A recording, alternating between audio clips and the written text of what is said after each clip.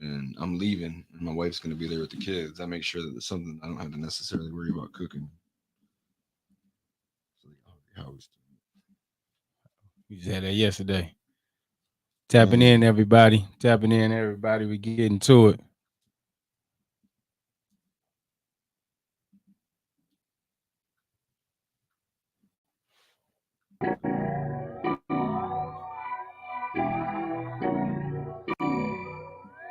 How'd you do it?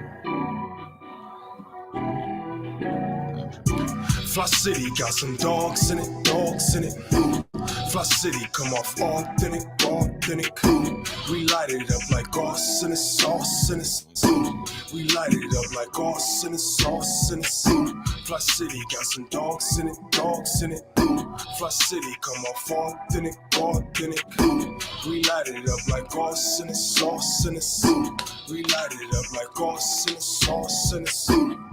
Rain may come, we cover for it, it's a cover charge. Cover charge. Pain come in, we force ourselves to be stronger for it. Stronger for it. Northside slum, prison bids, and I'm better for it. I'm better for it. Representing Fli-City, now make some noise. Random corners, pushing packs. Looking back, hand ups, ain't seen no pass. Fli-City got a city tax. Body bags, ski masks. Crying waves, I speak to God. City giving richer vibes. Beat knocks through the speaker box, we don't speak a lot, just move around. Water dirty, streets dirty, whip clean. We okay, we grew up on survival schemes, rider dreams, Lion King, the jungle seems like peace to me. Struggle, sled, and victories, now picture me 6 months out, I'm on my feet, on the business, talks with Maddie, on the business, run the city, leak with all the owners in it, mighty since we bless the city with our agenda, hustlers, open finish, all that deals is open to us, just push a lane, this crooked man, and we straighten out, what they tearing down, north side, south side, east side, west side, peace signs, we try to get this city, won't get west side, north side, south side, east side, west side, Fli-City, that's south side, east side, Fli-City got some dogs in it. Dogs in it, dogs in it. Fli-City come off authentic, authentic, authentic. We light it up like sauce in the sauce in the sauce. We light it up like sauce in the sauce in the sauce. Fli-City got some dogs in it, dogs in it. Fli-City come off authentic, authentic. We light it up like sauce in the sauce in the sauce. We light it up like sauce in the sauce in the sauce. My city experiencing the transition from penny pinching, maximizing our dollars, multiply triple digits. I came a long way from baby jars in a project kitchen. Nowadays, a re-grab charge and just mind my business. All praise to the Most High, how this young king living. Resurrecting the spirit of Osiris, how I'm living. Hustle and motivate your local hope dealer. I'm on tour right now, and I'm dope with it. They lied to us, stole assets, still in crisis mode. Water warriors like 1,001, we will not fold. I'm sick of fugazi leaders and career politicians. The father said people perish due to lack of vision. It's time to rise, black lives, baby, it's on the flow. Bet it back, no 9 to 5, only 10 to 4. A city of monsters, a bunch of go-getters. We don't rock with starters, we too authentic. Authentic starters, we too authentic. We don't rock with starters, we too authentic. Authentic starters, we too authentic. We don't rock with starters, we too authentic. We don't rock with starters, we too authentic. We don't rock with starters, we too authentic. We don't rock with starters, we too authentic. We don't rock with starters, we too authentic. Let's hear that. Yeah, you keep all that.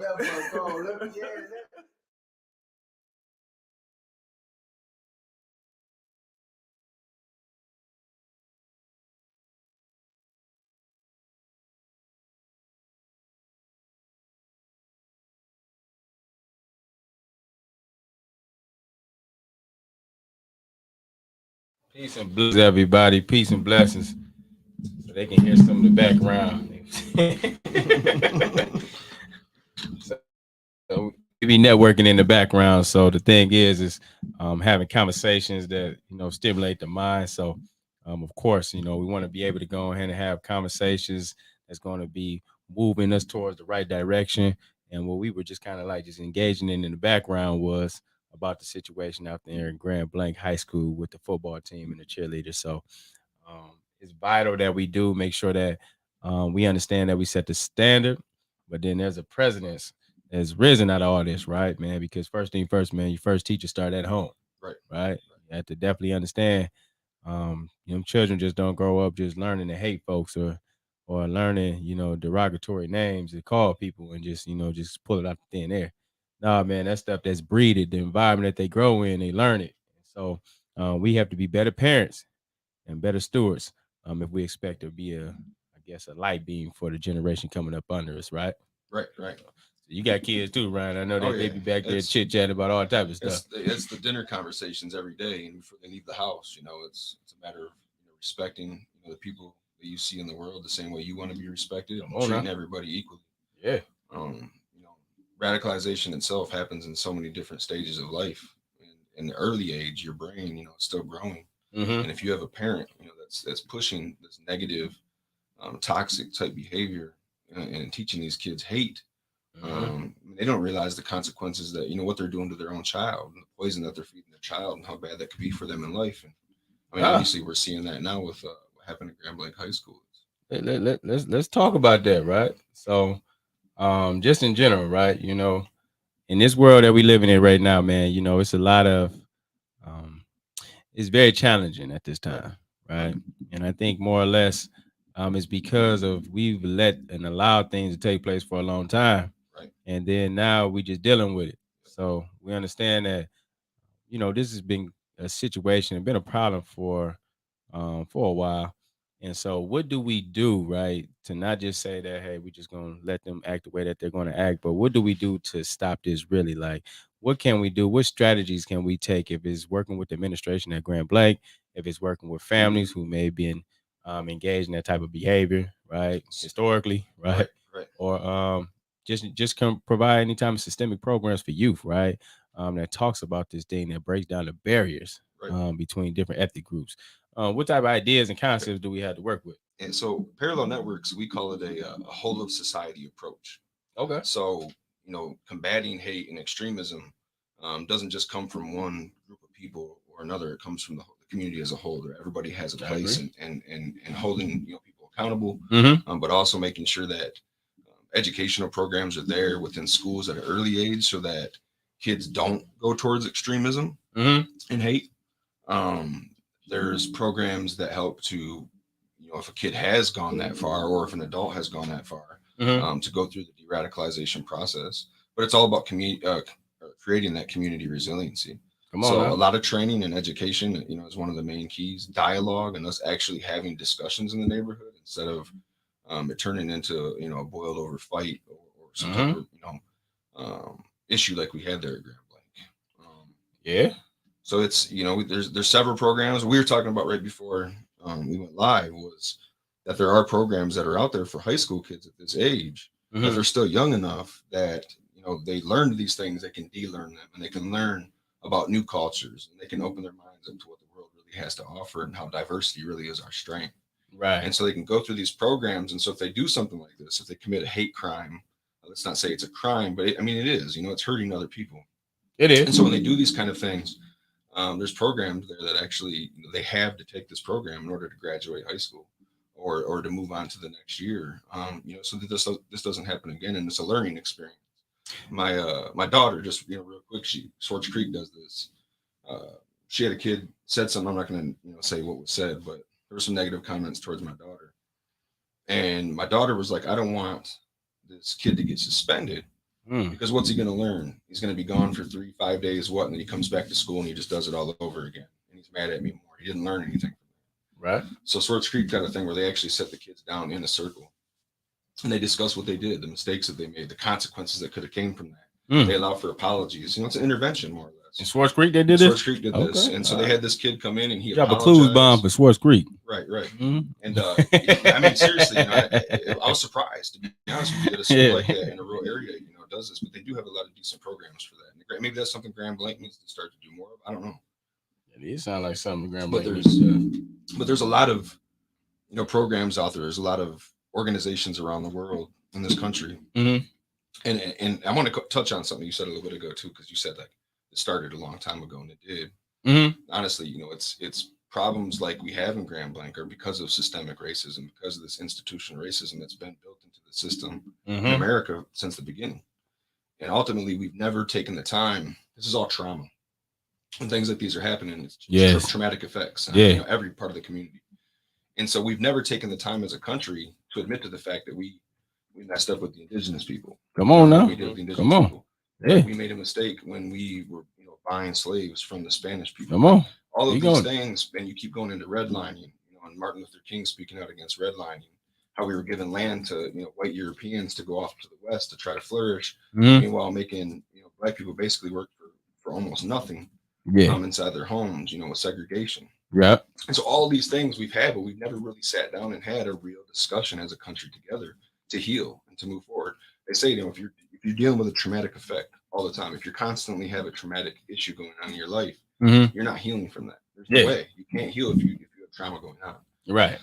So that's the problem in this country, I believe, is that we need to stop. We need to understand that we need time to heal. We need to discuss these things. Mhm. We need to see like I said, the strength in our diversity and just how. I mean, what is a canvas, bro? It's just a white canvas. I've said this a million times. Like, what a canvas that's just sitting there. Let's just erase everything off this whiteboard. Right. And I believe that doors open. Daryl Davis says this a lot. I work with Daryl quite a bit. You get to meet him when you come up to Portland with us, Dewan. Mm-hmm. Daryl says, doors open in conversation and dialogue. You do. And so for me and you to understand each other, I tell the people this all the time, is that we have to have empathy for each other. Empathy is so important. I'm not saying that you have to be sympathetic to a person and sympathetic with their cause. I'm asking you to be empathetic. That's where we understand that we are all humans and we make mistakes. No matter what. Right. And at the end of the day, we can be forgiven, but we have to prove by our actions and what we do in life that we've changed and we're doing, something positive in our community. It's all these things, moving forward is we understand that we've really built this culture in America up around what, violence is. And it's been that from the start. It's violence. And we've never walked back from that and said, why are we the way we are in this country? I think you raised just basically what you just said, you raised a critical point when we're talking about where we are in this country, but then where we are just as people. We have done some pretty horrific things, just even in the past 400-500 years. And so we have never really just kind of really dealt with the trauma that was dealt and dished out. And so I think it's a thing where we continue to keep just combing over it. Right. And it just continue to just keep flourishing. Right. And so to the point where it becomes an issue that becomes bigger than it should have been. And what reason why I say that is because even in this country, Black people have got the short end of the stick. Right. And so unfortunately, even our counterparts have never did anything to right the wrongs. Like when you're talking about the Constitution, you're talking about writing us in as 3/5 of human beings. When you're talking about never really coming back with I'm drawing a blank. Retribution, nothing. Like you didn't. There was nothing. Yeah. I was going with I don't know why I'm drawing a blank, but just in general, when you're talking about just making it right from making sure that African Americans or Black people have a high quality of life here in America. Right. When you're talking about what health, when you're talking about zip codes, because sometimes people are in a certain zip code and they don't get the service that they have or that they really need. And so that is all done, that's all done and calculated and engineered in this social way that we live. And so now we have these problems that have came out of that, right? Where folks have not have had the best healthcare, access to healthcare. So now they have, diabetes and have all these historical issues, with just the way that we've been eating. And now we're trying to right that wrong.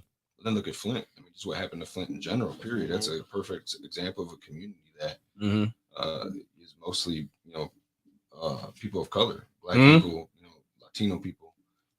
White people make up a very small part of the population. And if that had been, I've said this all along, if this had been, in the suburbs outside of Detroit or even the suburbs outside of Flint even, that would have been taken care of in a week. I don't know if you remember when Snyder was in office and they had that sinkhole that was down in like Rochester or something somewhere. And it was within like a week they had that taken care of. Okay, water pressure, some other things were project they had taken care of them. If that was in Flint, it never would have had. That's why we got sinkholes all over Flint to this day. It's same thing with that plant when you're talking about over there on Carpenter Road. The whole thing with that, right? It was initially supposed to be going Fenton, which was a majority of a white population out there, but the population out there fought back against it because that type of thing, when you bring the Ajax plants and those type of things, it affects your environment, right? So you're talking about your air quality, affecting folks' way of breathing, right? Those things cause additional issues, right? And so they fought back against it. The community mobilized and they were able to put an end to it, right? So what they did was come bring that over in on the north end of Flint, in an area where there's not much representation going on over there. And now a lot of folks and actually it's a housing complex over there as well. So now a lot of folks may be subjected to some hardship and health issues down the line. See, those things, like when we talk about structural racism and those things is what America continue to do, right? Without saying, hey, listen, we're going to rectify these situations. We're going to make sure all Black people have access to healthcare. We're going to make sure access to education, access to employment, access, because, in this capitalistic world, it's all about money. When you over here, it's about money, right? Your money talks. And so even when it gets down to your politics, to what's going on in your community, you need the resources to make these things happen. I mean, even nonprofits. We all know that, I've worked for how many nonprofits on little to almost no money. And sadly as it is, you either get volunteers that'll give you just enough work, or you can't get volunteers at all. And eventually those, you lose funding and you just can't do it. Right. It's, it takes funding to be able to hire people and be able to actually do the work that's necessary. That's the capitalism system. That's how it's all set up to. No, that's the truth. And so my thing is, if we want to ever do anything that's gonna make a difference, right? We gotta really be serious. And it takes us really sitting down, having those hard conversations.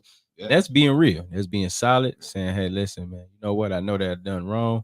And this is just an example for anybody who has done wrong to anybody, right? The best thing to do is to go to that person with empathy and really say, man, with a genuine heart, saying, listen, I understand I may have done wrong to you. Right. And, I'm just going to take accountability. Right. What can I do, right, to make sure that you feel that I am making at least a pathway to us, kind of rectifying the situation. And that's works a real for that works for both sides. Because when that person apologizes, they've lifted a weight off of their shoulders. And they've started already without even maybe realizing that they've started on a healing process with this other person. Maybe they don't want to accept apology at the time. That's okay. Eventually that person's going to forgive them. When they do, they'll realize that they're lifting a weight off of their shoulders too, and that toxicity that was there, you can get rid of. And you can maybe build something even bigger out of it. I've had friends that end up being some of my best friends in life, but it started off something toxic in the beginning, a fight, something else. You know what I mean? That we realized that, hey, I don't know why we were fighting each other in the first place. We could have been friends. You know what I mean? And but it's true though. It's those things that we said. It's sitting down and listening to the other person and realizing how much more we have in common than we have in differences from each other. The mainstream media, status quo, all these things, they point out all these negative things. When you hear Flint, all you hear is, you ask somebody from outside of Flint, oh man, I know about this, I know this. They don't point out all the beautiful things that we actually have in the city and what the city really does have to offer the world. They would never do that. That's the problem, right? That's the problem that we have in the world, is that we point to all these negative things or just stuff that we may have a little bit of differences in without realizing that we have so much more in common. Right. The proletariat, we have so much more in common with each other that coming together, talking, doing these kind of things, that's where the doors open. That's where change happens. You see real change happen. Now I've seen it myself, from my past. And what happened with me, at a young age, and having the right type of people to churn my direction and where I was going. And I'm drawing a blank on his name right now. One of my favorite authors and speakers. He has an awesome speech. Bernie, he's always out with Bernie. Cornell West. Yeah. Dr. Cornell West. Oh yeah, man. How we gonna forget about the brother? Cornell was a guy. Cornell's a good brother. Humans, like, we can't give up on each other. Like, no matter what our past mistakes were, whether you were incarcerated for crimes you committed, whether it was a hate, whatever it might have been that you were part of, it doesn't matter. We can't give up on these people. And when they really are ready to make change, and they show this, and they continue to show this in the community, you never know what they might be help out with the civil rights movement and other types of movements. Right. So that's the point is not giving up. Parallel networks. It's a part of what we won't give up when it comes to combating polarization. I don't even like to use words like combat because it automatically brings this like violent context into it. It doesn't have to be that way. It's more of just a it's really getting people just to sit down at the table and try to understand each other more. I've been to these things called empathy circles. You ever heard of them? Now break them down to me. So they'll go out, they'll set these tents up right in the middle of a Proud Boys of event, where they're out there rallying. And they'll set them up and they'll put them right in between the left and the right. And they'll bring people in that they can tell are there on the fringe. Okay. I mean, they're these people that maybe it's a wife that showed up with a Trump supporter. I mean, like she might not necessarily really believe in all this stuff that her husband's telling her she needs to believe because he's got this Western chauvinistic type ideology. Right. And then you've got somebody over here on the left that says, well, they provoke us. We need to protect, people of color. We need to protect our community. And so they stand up and then here you got this, violent conflict happening. You see this out in Portland. What we'll be going out to do is to address those issues. Okay. So anyways, what they'll do is they'll bring somebody from the left. They'll bring people from the right and they bring them into this tent. And they sit around and they talk about empathy and humankind and why we do the things we do and what human nature is and why it's so much better at the end of the day to love each other. Right. Than it is to hold on to hate. People don't realize this. Hate is a very nasty, ugly thing, physically and mentally. Not only does it pull weight onto somebody, you're angry all the time, that it's toxic on your body. It sends out chemicals from your brain. Come on, speak that on is terrible on your body. Speak on and so when you do this and you don't release and get rid of that, you're stuck feeling miserable, upset, sick, all the time. It takes more energy. And so that's where I talked about earlier with these parents. Yeah. Needing to understand that when they preach this hate, when they preach this negativity, this toxicity, they're poisoning their children. They're hurting their children, not just mentally, but physically too. Yeah. And they're starting a line of generational racism that they could stop with them, but decided not to. That's why it's important, I think, for us to have programs like we talked about earlier in these schools. So that while the parents might believe in one thing, they need to realize that they don't have to be their parents in life. Even there's a book I read about Khalil Gibran. I'll let you. I realize you had something to say. I don't want to cut you off at all. Khalil Gibran talks about like us, parents and children, and how children are our arrows. We're their bow, and they're our arrows. But we're not there to tell them where they should go or where the arrow should go. They're there to fly themselves and learn for themselves. It's not for us to tell them what they should. This is what you should do. This is what you should do. They need to be open to understanding. Like, if we grew up Christian, I understand. Like, I grew up Christian my whole life. Okay. But the one thing I'm about in my house is I think I'd be even more open to Christianity today if it hadn't been pressured and pushed into me so hard as a kid growing up. You know what I'm saying? So when we get older, it's like I didn't know about all these other religions because as a kid, I was always told like these other religions, if you believe in this, you might go to hell. There's always that consequence. I might go to hell if I do something like burning this. incense is witchcraft. Yeah, come on. Right. So you got this fear your whole life growing up without realizing. Like, man, it smells good. I call myself an optimist. I try to find the good in every kind of religion that's out there. Right. Because I believe that whatever our higher power is was very creative and creative. He sure would. Come on. We don't have just like I said, an ugly white canvas that's just there for nobody to see the beauty in it. And so when he was doing that, I have to believe that if you come to peace, if you believe in peace in the heart and love in the heart and compassion in the heart, then God has got a place for you in whatever heaven it might be, or whatever it's going to be after this planet or after this life on earth. Yeah, I believe that for any religion. Like imagine this. I say this all the time.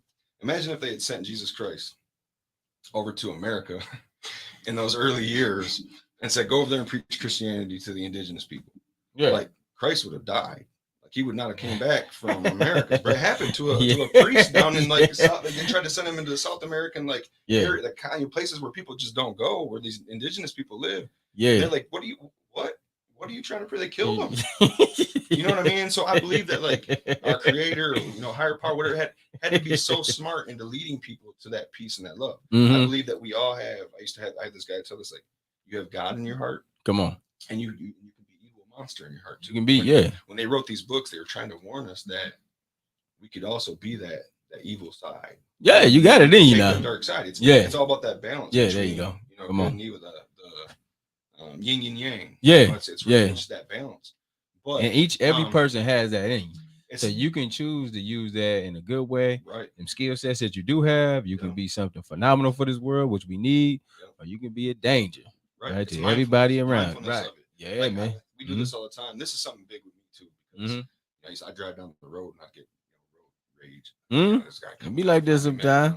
But then I had to realize that like my anger isn't their anger. Just like if this guy is mad and he's having a bad day, his anger is not my anger. So if he gets angry at me and he flips me off because maybe he thought I took off slow from the line, that's not for me to get angry. That's his toxicity. He's mad. That's not for me to get mad. So you're saying don't buy into it? No, don't buy into it. You smile and wave and you go on with your day. Now, if I go out and I'm start angry yelling at somebody, right, and I'm taking my anger out on somebody else, I have to understand that there's consequences from that. This person might not reject that. They might accept it and lead into a violent conflict. And now what have you done? Now there's consequences. What if this guy gets out of the car and he decides he's going to put a bullet in you? Because today it happens all the time. People don't think. Yeah. And so here you are, you're a victim. You left your family. Your kids don't have a father. You know, all these different things that can happen that started from one negative thing on the road that you could have easily just stopped, and realizing that your anger is not for anybody else. But you have to understand that anger is a normal thing. It happens. We get angry. That's for you to learn how to control it and how to use it in a positive way. You know turn what? it into something positive. I'm glad you said that, because you know what? I've been working on self. And a lot of that is like, man, I'm trying not to be all frustrated and irritated with stuff that sometimes that may not be under my control. See, like I'm looking at Abel right now. Abel is like one of the calmest guys. I'm like, what's going on, right? It could be pure chaos going on. Abel could be man, like, what are you doing? Why aren't you mad? But no, I always see him like that though. So it's like you must got this Quasimodo going on. Like, I mean, I think in the back of your mind it's just that like mindset of just having like there's a book it's called The Subtle Art of Not Giving a F. Oh, come on now. So like, I mean, yeah, I mean, no, but I mean, I think that's really what it comes down to, just really being able to like show love like unconditionally toward universe, while just really just not caring about the other things that are out of your control. Like I always bring up the example I brought up to Ryan several times, like too, with where it comes like when I was going a lot through my journey early on. Like I went to my parents' house, sister still lives there and stuff, and she automatically was just, she was just upset, just being siblings, whatever they do. So I just didn't have the energy for that, just because that's the first thing she was. She was just argumentative, and I was just like, all right, I'll see you tomorrow. That just took off. You just messing with you, just making it hard for you. Just typical sibling stuff, right? You just walk in the door, and just at the end of the day, like, I don't got time for it. Like, I don't care about that. I'll see you tomorrow. I'll say I have love for you, but I'm not gonna put this energy in. I don't want to put any hatred into in my day. Yeah. The thing is too, like, man, it's power in that. Yeah. It's power in not allowing folks to get to you, right? And I guess that's what one of the things that triggers me is like, when folks just try to nitpick with you and they try to get you a response, right? Yep. Sometimes that's what other groups try to do, right, to get a response out of you. So then that way they give them a reason to respond, right? And so just like judging on what you were saying, like with your sibling. That's what we find ourselves in sometimes. We be in a conversation. Sometimes people don't really want to see good for us, but they want to go ahead and just make sure that they just irritate you enough, right, to throw you off your square. But then if you don't allow that, right, I think that's the power in it, right? When you can just let things just bounce, roll off your shoulders and still respond in a demeanor that's calm, right, and informative, right, and clear and direct though. Not to say like not to let people just walk all over you. Nobody saying that, right? Nobody just not. It's okay to hold people accountable, like we talked about. Being held accountable, and that's different than there's educational piece in that. If you really make it, it's different than just people just being that type of person. You can just let anybody just run all over you. Like we don't want you to be like that at all. It's not. But it doesn't. But you don't have to be violent to stop that. Like you said, be very direct. It's like you're gonna reflect that negative energy back. Right. And that's what the world needs, right? Because I don't know if you guys notice right now, but everybody on the edge. Right. Everybody is just tired of something. Everybody is feeling a certain type of way. Everybody want to fight. It's like even in the children. When you see the kids out here nowadays, they are fighting like crazy. Democracies, and you look at democracies in history, and where people always repeat history. And I feel like we're in this moment where we're starting to see some of those democratic pillars in democracy are starting to crumble. And it's when we stop losing faith in entities that we have that are in place to protect democracy. Right. And people are losing trust in those systems because Mhm. they've either been used to corrupt things, and you Right. know, and we have this, like you talk about this crony capitalism that's going on, Mhm. and all these different systems and bureaucracy that destroys communities. Yep. And Real talk. and I mean it is, and it's something needs to be done. Just like when you're saying, like, you talking about the government, like the CIA, that bull crap they've been on for the long time, right? You lose faith in that, right? When you see those are the systems that I'm talking about. Yeah, like when the FBI was, going around like just surveying and just trying to keep a lookout on like people like Martin Luther King. They may not even necessarily knew that this was going on, right? But It wasn't an issue in the 60s, but once it started affecting white people, like now, yeah, that's when the issue happened. Yeah, that's when it's all of us. Yeah. Now when we're actually looking at what domestic terrorism is, for the longest time they wouldn't. It's been going on right up on our nose because there was laws that were changed in the early 70s, and I cannot think of the name of it right now. I normally would say it right off the bat. I can't think of the name. But these laws were changed shortly after all this stuff happened with the Black Panther Party. Yes, the fact that the FBI was being used to weaponized to go after leftist groups at the time. And not going after groups like the KKK and others that were there. Exactly. I mean, they let them do whatever. Right. Why? Because half of them were part of these groups. Yeah. I mean? Yeah. And so those are these things I'm talking about when it comes to these traumatic things that we've never stopped and said, look what we did. There you go. Like, look what we did. Like this is this. I'm not saying that this is like your son's your son didn't wake up today and cause this, but you need to understand that it's never stopped in this country. I think that's the key part right there. Generational racism. Just like Jay-Z, remember we had that conversation over at the farmers market when I talked about Jay-Z talking about how we need to create generational wealth for people of color. Like it needs like instead of talking each other down, like like I come to you and I say, look, man, I want to start a barbershop. Right. And the first thing you say to me is, oh man, you can't do that. Like that's the wrong way of doing it. Like we have to stop doing that in our communities and understand that we can lift each other up to do something. Like if they fall and it doesn't work out, fine, they learn from that. But at least believe in them and give them enough of that so they know that you believe in them too, so you can create those systems. You know what I mean? And that strength, that resiliency. I think what you're saying is gold, right? Like the thing is, like we have to go ahead and do a job with neutralizing those situations that put us in these binds right now. Right? That's those systems. Yeah. It's a bunch of systems that continue to just operate. Yeah. But we haven't dismantled those systems. And that's why we have as a key point example, like we talk about redlining. Right. When you're talking about banks not giving business loans or loans to certain groups of people, it's still going on, right? You can't buy a property in this certain area, right? The voting laws, look at what's going on with voting. Some people don't even want you to have a voice at the table. See, that's a mindset too, right? And that's an old mindset that folks have just kind of embodied and keep passing down, and we just have not done nothing with. So I guess for me now, it's like solutions, right? Because we've all had different backgrounds, right? I was going to talk to you too about I know were you giving us a background about your transitions or no? I can go. Yeah, we can talk about that for sure. I just was we were just having a conversation, but yeah, you know what? Me growing up in Flint, I wasn't raised by I want to say like a racist family. I had, but like every white family, you sometimes use your privilege in the wrong way. Yeah. Or you do have racism in your family or in your household that maybe as a kid you didn't realize that was racist, until you actually educate yourself to understanding what was going on in that place. So at an early age, I had my mom's side of the family, beautiful, loving, liberal family. We're constantly out protesting. My grandma, she calls herself a Motown sister. Like she grew up loving that music, and still to this day, my mom's in a blues band. Come on now. And so unconditional love is what they taught us though. But then I'd have to go over to like my dad's house. Yeah. And it was a whole different type of life and living. There was hate in the house. There was anger all the time. And there was constantly this like, oh, it was okay to say black jokes at the table, the dinner table. You know what I mean? And people would laugh about it. And I know as a kid, as a child, you probably was confused.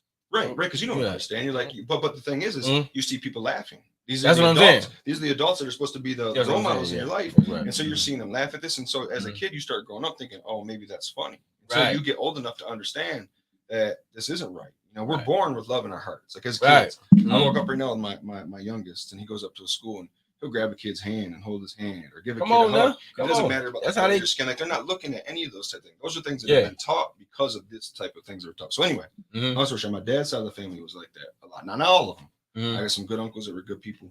Right. But it happened. You know, it's one of those things where it happened. And so, you know, in my life growing up, it was never one of these things where I went, oh yeah, one of these days I'm going to go to an extremist group. Like I never even had that thought in my mind that I'll go out to an extremist group. Now, don't get me wrong, I was getting into trouble on the streets of Flint. My mom worked third shift. She loved us to death. She tried her hardest to do whatever she could do for us as kids. She worked a third shift job. She'd come back, you know, and have to, you know, get rest when she could, get us off to school, do all these kind of things. And so I was running the streets and I was getting into trouble all the time. So at the age of 16, I was locked up. For almost 2 years in Glen Mills schools down in Pennsylvania. Oh, he's in Glen Mills? They sent me. Oh, yeah. And so I graduated from That's Gladiator School. But I'm glad in a way, you know, I went there because I met some good fellas out there. I guess at the time I learned a lesson. I could have been dead. You know, if I'd have kept doing what I was doing at the age of 16, I could have ended up dead. Judge Beagle was my judge at the time that sentenced me, and he said that you could definitely go somewhere. You know, this could have been way worse for you at the time. Oh yeah. And so, you know, I go into the military. I come home after, you know, Glen Mills military. I come home and I'm back during about the housing crash. So it was, you know, 2007, 2008. And I'm doing really bad, man. My life, like I don't have money going on. I'm struggling to make ends meet. There's barely any jobs because we know during the housing crash, everybody was getting these General Motors buyouts. Service industries we know in our city thrive off of what General Motors is doing. And so it was hard. And I'm not going to say that I was sitting there trying my hardest to go out and do the things I probably need to do. The motivation wasn't there because I didn't have the right type of people in my life to motivate me in a positive way to push me towards doing something better with my life. So what do? I fall right back into that same trap, hanging out with the same trouble again, same people. Yeah. So here comes my uncle. He gets out of prison. And my uncle in the time, when he went into prison, he was just a little tiny white guy. You know what I mean? And this is where he claimed he had joined a hate group while he was in prison. To protect himself. You know what I mean? It wasn't necessarily about the ideology at the time. But when he got out, he definitely was, you know, he was preaching the ideology. Okay. And he came to me one day, he said, look, man, I got to wait for us to make some money. You know, I was broke. And so these are ways I want to point these things out as I'm telling my story too, because these are ways that extremist groups use other things. Like not everybody's story, like my story as a former is not the same as other people's stories as formers. I was led to this not from the ideology, but I was led to it because of the violence, the addiction to violence. Okay, yeah. I was I missed the brotherhood that the military offered me when I was in the military, and so those things were a draw to me. It wasn't until later that the ideology started to come into play, and even then, I always had this question in the back of my mind, like, what are we doing here? I had black friends, but they were coming over to my house, and these skinheads are over there going, what's going on here? And I'm like, look, man, these are my brothers, no matter what. At the end of the day, like this is about money, making money with you guys. Right. These are my friends, you know. So the ideology was never like that, but there are people that, like I said, they have that generational racism that's built into their life, that's over true. time, and it's hard, and it's they're all part of a group together, so they might be part of the KKK or the base or this Wolverine group that we've seen. You know, any one of these groups, they could have been going on that generational type thing. With me, sadly, it was my uncle that led me to it. This is the same man that had, and I'm real about this, I tell my story all the time, the same man that had molested me as a child. And I didn't realize that there's this thing where the victim starts to feel like they're the ones that are wrong. You know, maybe they had did something wrong to deserve that as a child. You know what I mean? And so you hold on to that's a sad way to look at it. I know that sometimes people bring that on themselves. It's a victim thing. It's very sad, and it's an issue that does happen. But you work through that trauma and realize how you really lift to get through that. It's through the healing of understanding the trauma that you've had to go through in your life. And I'm not saying that to earn some type of forgiveness points. Like I'm not saying that to get people. I want you to understand why. Like almost 280 some people that we've pulled out of extremist groups all had some type of adverse childhood reaction as a kid. So they had something that happened. They call it ACEs. That, you know, they either were abused as a child, alcoholism was going on in the family, divorce, only one single parent families, all these things that we're seeing in these groups. And then you have to look at and say, okay, what is happening to the brain? What is happening to this human here that led this human to say it was one thing to be, you know, this normal doing good in society and then go from that into joining a group like this? Like what happened to this person along the way? And so that's what we started to look at, was really the brain and the science behind it all. Come on now. And and realizing, you know, what had happened, the trauma that built up and the things that happened. So anyway, so long story short, to get to my story, or get back to my story. Adverse child experiences. Yeah, experiences. Chan B threw that up there. What's up, Chan B? Okay. I might have said it differently. Either way, thank you for correcting me on that one. But now that's what happens. That's what's happening. It is. It's and so anyways, you know, we look at the trauma of all that, and so why I went with my uncle. My uncle brought me to this house. He introduced me to these guys, and in my head, I'm thinking, and you know this, Dewan, I think you're younger than I am. And this is the years of like American History X was in the theaters, and there was fights breaking out because this movie was Spike Lee, you know, directed. Which one? American History X. Oh yeah. People were fighting in the theaters and stuff. Not taking like there's an educational piece. And Spike Lee did that movie the way he did, so that you would realize the consequences of hate in the end, and realize like his little brother died because of it. You know what I mean? Like all these things happen because he decided to make a bad decision. You know, what we've been talking about this whole time. Right. And so I'm with this group, and I made some bad consequences, and eventually I was incarcerated. And when I was incarcerated, what happened? Like, this is one of the best times for us when we get to formers, is in that vulnerable moment in their life, as we're able to come to them and point out the consequences of what has hate, you know, what has these extremist groups really got you? What positives came out of any of this, and look where you're at now. But then you have to give them the same support systems that these extremist organizations offered them in the first place, but in a positive way, and saying, look, we all have a purpose here on earth, all of us, and we all play together like cells. We're all working together to build this beautiful earth that we have here. Right. And if one cell is fighting another cell, there's some type of bacteria, there's something there that's causing this. And so it's looking at those things. So we talk about, you know, we look at, you know, hate and anger and violence as a disease here. You know what I mean? I don't want to say anger because it's, you know, that's a natural thing for us to have anger at times. But we look at this hate here and realizing like, okay, first off, like what's happening in white communities, and why do we continue to see this, you know, right-wing extremism or people going off these extremist groups? And well, there's no level of education there. They've never taken the time also to just stop and say we did wrong. You know what I mean? There's no accountability. Right. So, you know, you get to that point. So with me, I didn't have that type of accountability at the time, but when I was incarcerated, I did. And I took accountability for myself too in my actions, and realizing that what I did had hurt people. I hurt my children. I couldn't take them to beaches because of tattoos that I had on my body at the time. You know, there was fear of threats to their life and stuff like that because of the things that I did. And so I put my whole family's life in this world. My mother, people that had didn't do anything with this. You know, they weren't part of this group at all. But here's police laying down pictures of my mom and her boyfriend saying, "Oh, these guys part of the group?" No, never. My mom told me nothing to do with it. My mom tried to hold me accountable every day and said, "You need to get away from this," you know. And this isn't how I raised you, you know. She trust me, like. But my mom was always unconditional, no matter what, and still to this day they always gonna be like understandable. But she did not love that at all. She tell me she didn't care, and she tell me straightforward in my face. So you know, eventually separate myself from this group. I had positive people in my life that gave me that positive reinforcement, and that's where we got this Control Alt Delete. We talk about Control Alt Delete hate. It's one of the magazines that we write, and controlling is like that, controlling that space between stimulus and response. That came from a Jewish educator. We all have that moment before we decide to take an action that we have to say to ourselves. We look at the consequences and we look at the good things that could come out of doing something if it's positive, right? And so you have that little bit of a time that you have to make that decision.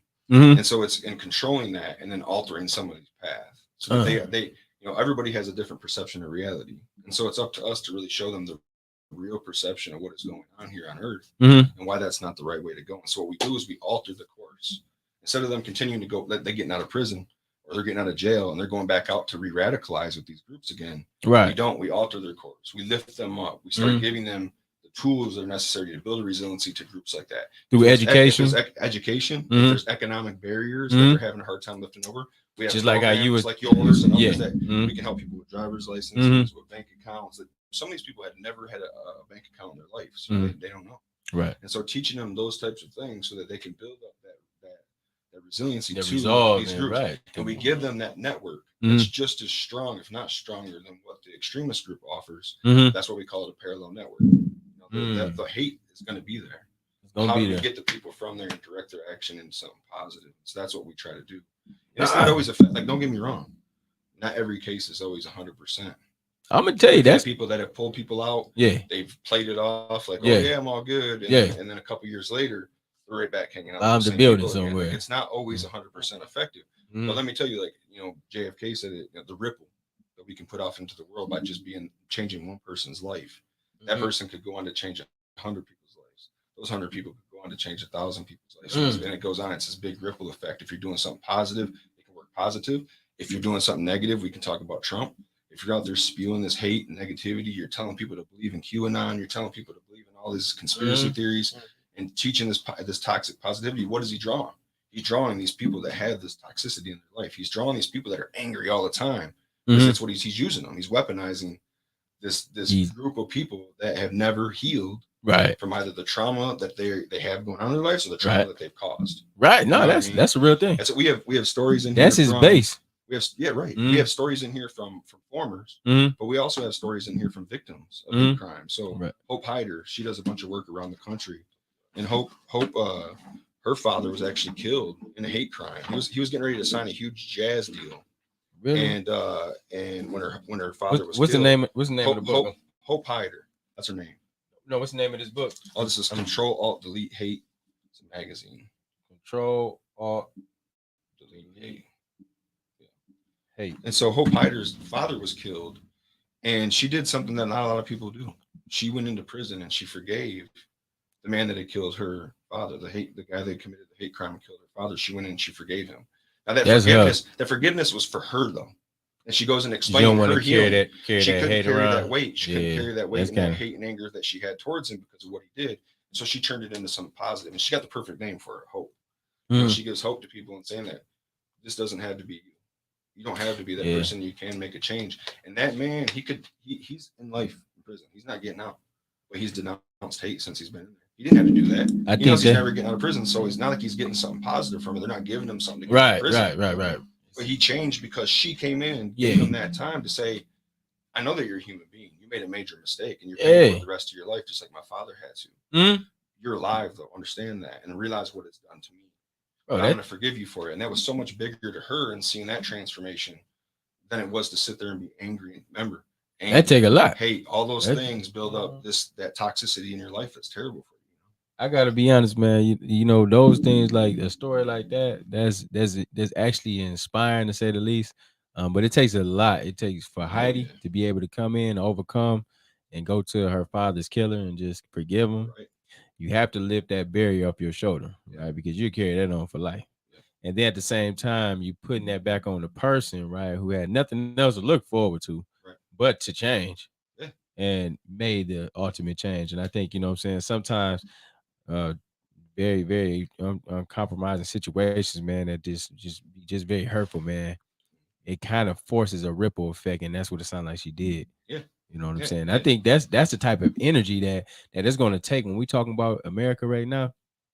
With all this stuff with Trump trying to come back in 2024. And first, let me tell you, man, I commend you, Ryan. Because sometimes, man, I understand what it feel like when being raised in a certain environment, right? But then rising above all that. Right. That's just like when we come up from the hood, like we come up in an environment that's breeded a certain type of way, right? You know what I'm saying?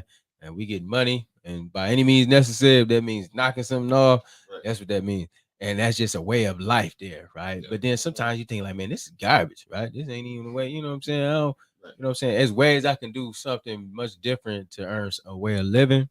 Right. I ain't got to jeopardize my life, right? And I ain't got to take from nothing or destroy my community, right?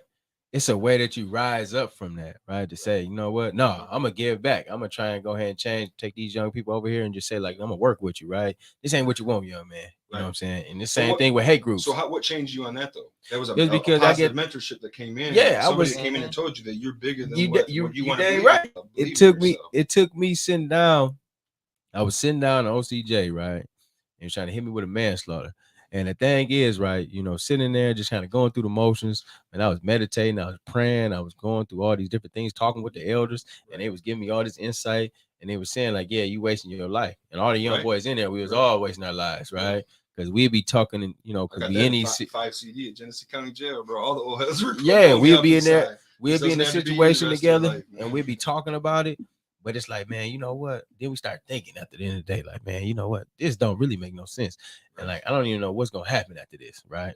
But so while we in the midst of this, I started talking, I started conversating with some like-minded folks who wanted better for us, right? Who wanted to see much more than I seen myself, right? And I started slowly but surely, like, saying, like, you know what, I wasn't gonna sell no drugs no more.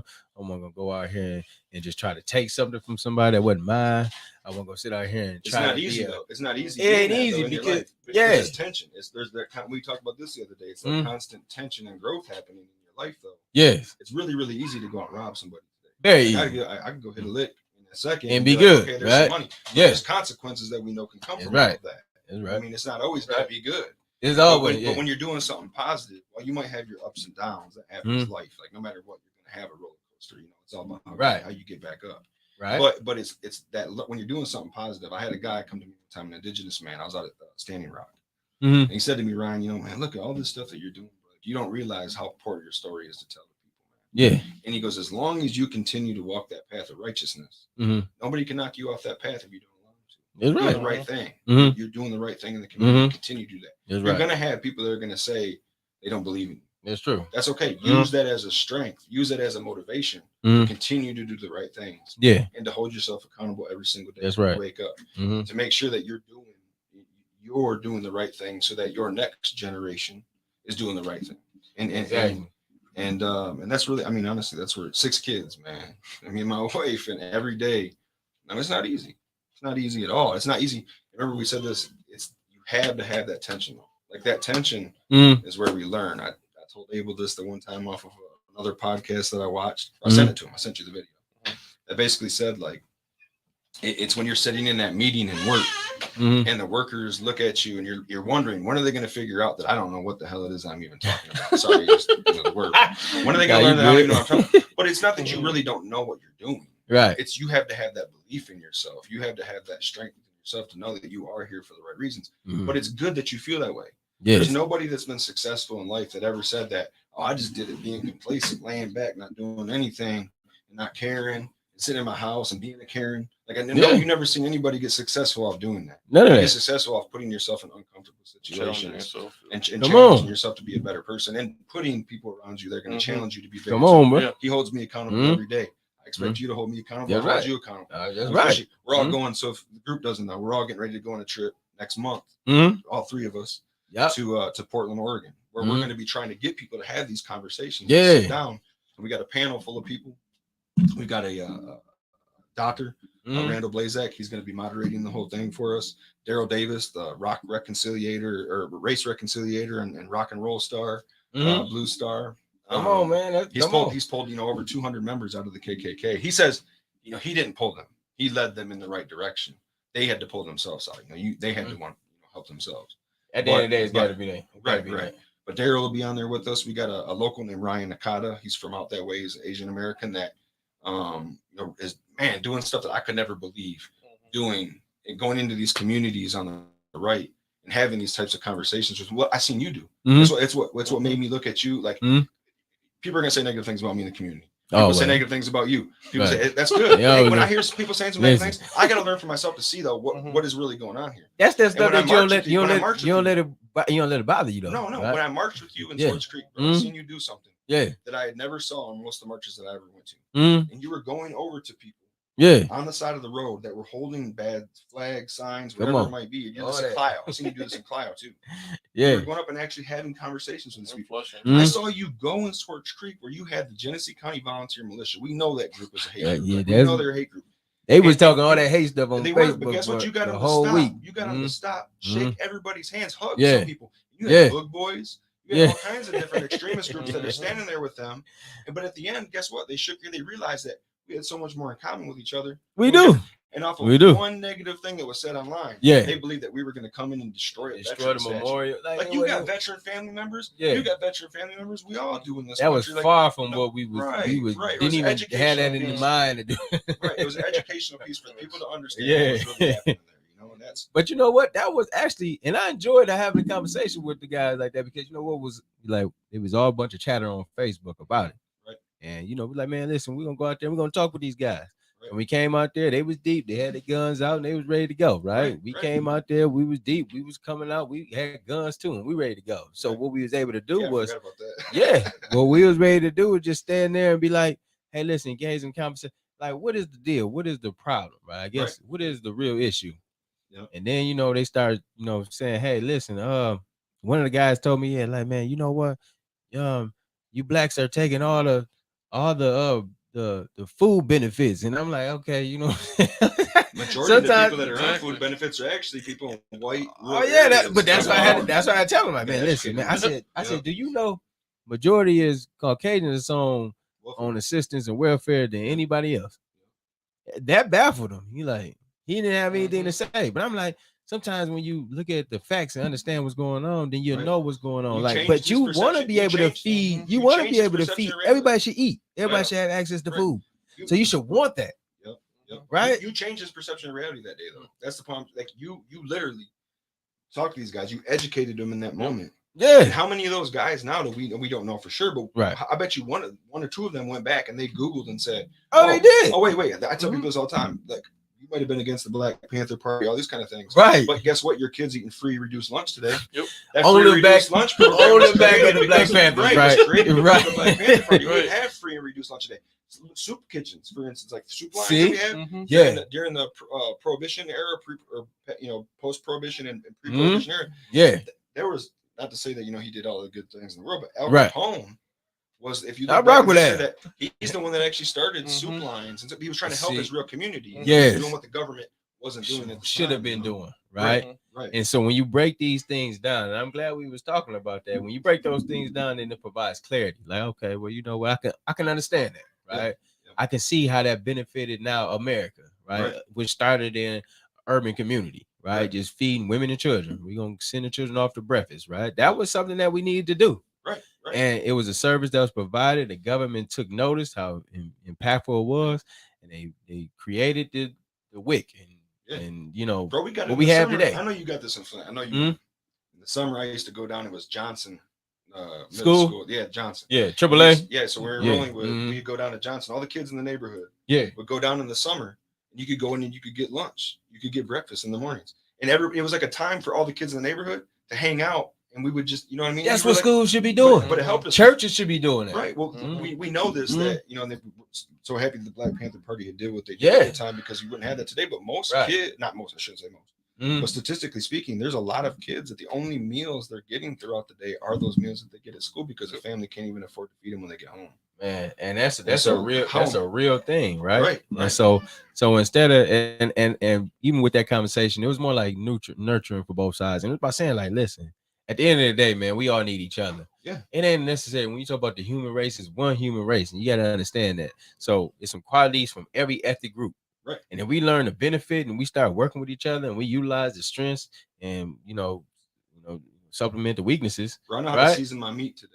My best friends, bro, taught me how to season my damn meat. I know how to cook today. I call the barbecue king sometimes. My friend, that's because I learned. I learned from certain people to actually cook food. Like my boy, man, like he's my best friend in the world. But guess what? We used to sit there with 2-liter bottles filled with our seasoning, so that the meat didn't burn up, and you got to saturate. Your you put yours in the seasoning. Yeah, I seasoned before though. You always got to season before too. Yeah. But we used to, and I learned how to do that. But I didn't. Like my mom was a great cook, but like she was a Dutch oven cook. My mom was like, that's the boiled meals. That's what, so it's great. I know how to cook those meals too. Right. But yeah, that's the thing, is we all can learn something from each other. You got some LoRees in there now?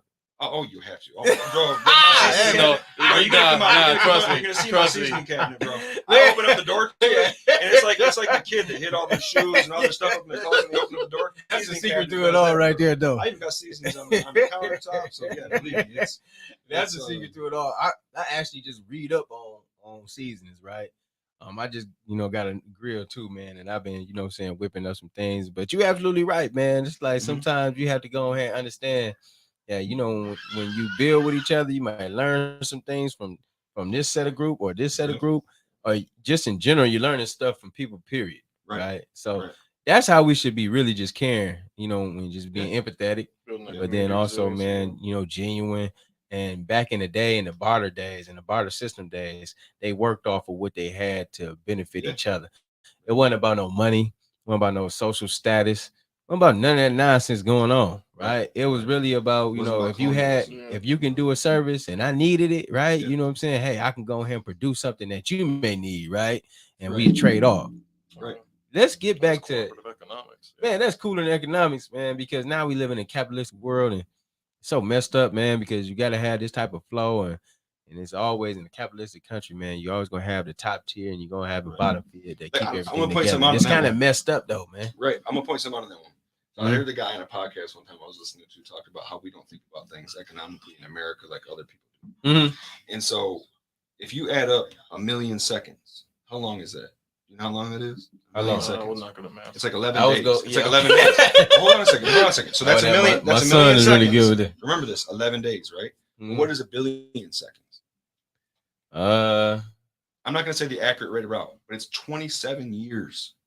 We go from a From a million million to a seconds billion. being 11 days to a billion seconds being like Mhm. 20 some years. I think I've seen something So like think that. about Yeah. that, though. We don't think about that. Literally We see all these billionaires that we put all this iconic stuff around. We do. Yeah. We've got starvation going on in the streets. We got world hunger that's happening. We got, you know, it's the world is in this craze. And you got all these guys that are walking around with billions of dollars. Okay, so imagine that. You got millionaires that have a lot of money. A lot of money. Right. A lot of us look at a millionaire and go, wow, that's a lot of money. But then you have billionaires that literally could fight so many of these things by just putting some of their money down. Man, They yeah. don't do it. They were talking about it in this special on this podcast about how they in America we know about our billionaires because they get held accountable to knowing how much money they got, what they're paying in taxes, all these kind of things, right? Mhm. But you go to other countries like Saudi Arabia and places, and they don't have their monarchs there. They don't have to report how much they're making. And so one of the guys was talking about when he was at a party one time that this guy was literally like, they're like, he's probably got access to about $1 trillion. He's probably the only trillionaire in the world. He's from Saudi Arabia. Mhm. But we just don't, you know what I'm saying? Like, we don't think about that in our system, like this classist system that we've created in America off capitalism, is we allow, like, it's like we've almost idolized the people that don't care about us at all. We've idolized these billionaires as if like Batman, like truly, is Batman really a true, real, like winning story? Is it like, I mean, we look at it because we're like, oh, look, he's the billionaire. It's the millionaire. Like, oh yeah, look at what he's doing for the community. He was out fighting crime, but he could have been doing other things systemically. He could have been changing policy. Why ain't Batman changing policy, bro? Like you're right about that. That's man. where we talk about our heroes and the people that that we get them to idolize around. Yeah. Like, oh, because he was violent, he can go out and beat some criminals up, but were they really changing their life? Was he putting programs in prisons that actually helped to de-radicalize or helped to bring them out of that life? Was he giving them services like our 4R network that actually provides all these different resources for somebody when they give out, that gives them that positive moral support so that they can reintegrate back into society and become productive members of society? Did Batman do that? No. Like, you know, I'm just using him as an example because those are the people that white culture, white America has said, you guys should idolize these guys. Just like that, You know? just like the situation with the Disney situation going on. Right. I know they what's going on, nephew? We got nephew in the building. Yeah, what's going on, nephew? He's a runner. He's a track star. What you talking about, man? But no, that is the thing though, man. We put so much emphasis on these billionaires, right? Elon Musk, the Apple guy, right? You know what? All these different guys, man, that you know, and there's nothing wrong with making money, billions of dollars. But I'll be saying, like, man, what are you gonna do with all that? Right. The thing is, that's so much money that you know you can be able to change a whole country's life, right? A whole world, your whole world, right? The leader, the president of WHO, the World Health Organization, told Elon Musk, he held him to it too. He said, "Listen, you give us this amount of money." It wasn't even in the billions, was it? It wasn't like 40 billion or something like that. Small. It was small. He was like, "You give me that, and I will fight. I will end world hunger." Really? Yeah, he told Elon Musk, "Give me this, so we can end world hunger." Yeah, right now, today, because he was, Elon Musk was trying to hype himself up like this is something he would do. Yeah, and so who held him to it and said, "Okay, give us this, and we'll do it." Yeah, and he wouldn't do it. You don't care about it. Why? Is because that's their mentality. Yeah, that's that capitalistic. That's that like a monarchy. What I'm looking for. Oligarchy type. Yeah. These guys that are at these positions that want to feel more superior to everybody. They want to feel like they're better than everybody. They have to have their peasants. You know what I mean? Right. They consider their peasantry. Right. And without that, like, it doesn't, like, they don't feed their egos. It doesn't feed those negative egos that they have, these monstrous egos that they have. And so in order for us to change, like we've said, we've got to teach it at a young age that when you do get that, like me, man, look, I'm not doing nearly as bad as I could have ever been. I'm doing pretty good in life, you know, and I keep getting better. And I'm not saying that to brag right now. I'm saying that like I went from having almost nothing in my life to the point where I'm able to take care of my kids and live comfortably in that way. We still have our struggles. Come on now. But I still try to give back as much as I can to my community, whether that's giving somebody, look, if I give a guy a couple $, man, it's good. He goes buys a beer with it. It ain't for me to judge whether or not he's going to buy a beer with it. I don't know what he's going to buy. But guess what? I made him smile for that moment in his life. You know what I mean? You know, I'm going to go follow. I'm going to follow him in the store and make sure he don't get that beer. You know, the thing is, that's good too. That's good. That's good. You got the time. That is good. No, I had to have real conversations with guys and say, like, man, listen, I'm not supporting that nonsense. But you know, I definitely want to make sure folks eating. Right. And I'm always, you know, down at Riviera, we be having a group of folks come down here getting different stuff. And we want to make sure people are actually eating and getting the nutrients that they need. Right. And so, you know, that's something that, you know, we do. But beyond that, like if I can teach you to feed yourself, I think that's more, you know, actually more beneficial for you than me just giving you a couple $2 today. And so, no, that's actually how, you know, even when we talking about us in this community, we should be feeding each other in a way where it's nurturing. And we are giving each other a lifeline. Right. Even like this conversation right now has been very fulfilling because you can see the transitions of a man who come up in environments, right? You know, we all come up in different environments, right? Come up in these environments in a way that's been shaped for us. You Amish? No. I'm about to say, no, he just messes with me because my grandparents were Mennonite and whatever. But that's Your grandparents was in. Grandparents were Mennonite, but but it's true though. We all grew so up you in grow a up in perspective of life, but but still growing up in Flint, so it's even like a whole nother perspective too, because like that's their denomination and everything too. Yeah, and then also my dad, like he's Roman Catholic too, so it's a whole nother. Like a different this is where the level of respect comes from. Abel, bro. He come to my house, and I know there's sometimes there's things that maybe I've made that he doesn't like. Out of respect, bro. Yeah, because out of respect, and he knows that you put that time and effort into it, bro. He finishes his plate no matter what, bro. Yeah, that's respect. No, because my grandpa was raised in the depression. My grandma told me to do that every time. He was raised in the depression. My grandpa was raised in the depression, so he looked down on you when you don't finish that plate. Right. Look up the book How to Eat. Look it up. It's written by a Buddhist. But it tells us to be more mindful of the things that we're putting into our bodies. Yeah. And so it's not just, you know, what we're feeding, the nourishment that we're feeding our bodies. So when we're actually eating food, we need to take the time to understand that food that is in front of us and how that food got to our plate. Yeah. And so the apple was planted by somebody. Working out in the field, working wherever they're working. Yeah. That seed had to be nourished by the sun, by the night to allow the tree to relax and do all these kind of things. And then somebody goes and picks those apples. Yeah. And then after those apples get picked, some other company has to go through and people wash these apples. Clean them, Clean them. Then they bag them. And they get distributed. So there's a distributor that's taking it. So by the time it makes it to your plate, think about all the things that had to happen to make that apple be the sunshine in your life for that moment. And so when you concentrate on that and you're mindful of that, you respect and you love it even more. You have more love for it. It's the same thing with human beings. That's true. When we respect and understand that I don't know the road that you've been down. He doesn't know the road that I've been down. I don't know the road that he's necessarily been down. We learn to appreciate each other. We learn to be mindful of each other and understanding that we all have something to offer each other at this table. Yeah, we all have something that we can bring to the table. So that's that. I mean, that's where I'm at with it, man. It's just more mindfulness in my life, understanding that like self-health is very important too. The work that you do right now, I say this to you all the time. I say this to you too, Abel. Like I say to you all the time, it's self-health. It really is. You need to make sure that you're taking care of it, you're doing the right things to your own body and your soul and your mind, so that you can help the community and be a better person for the community. And so every day, I just try to be more mindful of everything I'm doing. I respect that, man. I do the same thing too, Abe. When I go to someone's house and whatever they offer you, right? You know, because you never know what they kind of did to give it to you. Right. It might be the last food that they had, right? And you just turn it down. I think that hurts people's feelings. I remember one time when I was in Haiti, right? And I was like, man, I was sitting down, and normally because the bacteria in different waters is different in different countries, right? So, we had to have water that we had to bring. But I'm in the village, right? I never stayed at the hotels. I'm always in the sectors, right? I've seen the pictures and everything. Yeah, so I'm right there, dead smack in the field. So like, man, so we got to eat, and so they got the animals all around the area. They got the vegetables all over there. And normally we get our meals prepared at the station where we all are. So I'm in the village. You know, kicking it with the people. They start cooking, and I know normally when it's time for me to eat, I have to make my way, you know, to the site. But I was there. I was standing there. They asked me, "Do I want to eat?" And you know, in the back of my mind, I'm thinking like, "Man, I'm You're gonna be sick. gonna be sick as hell." It's all right. You're gonna be sick. There's bacteria. No, yeah. I already know. Right.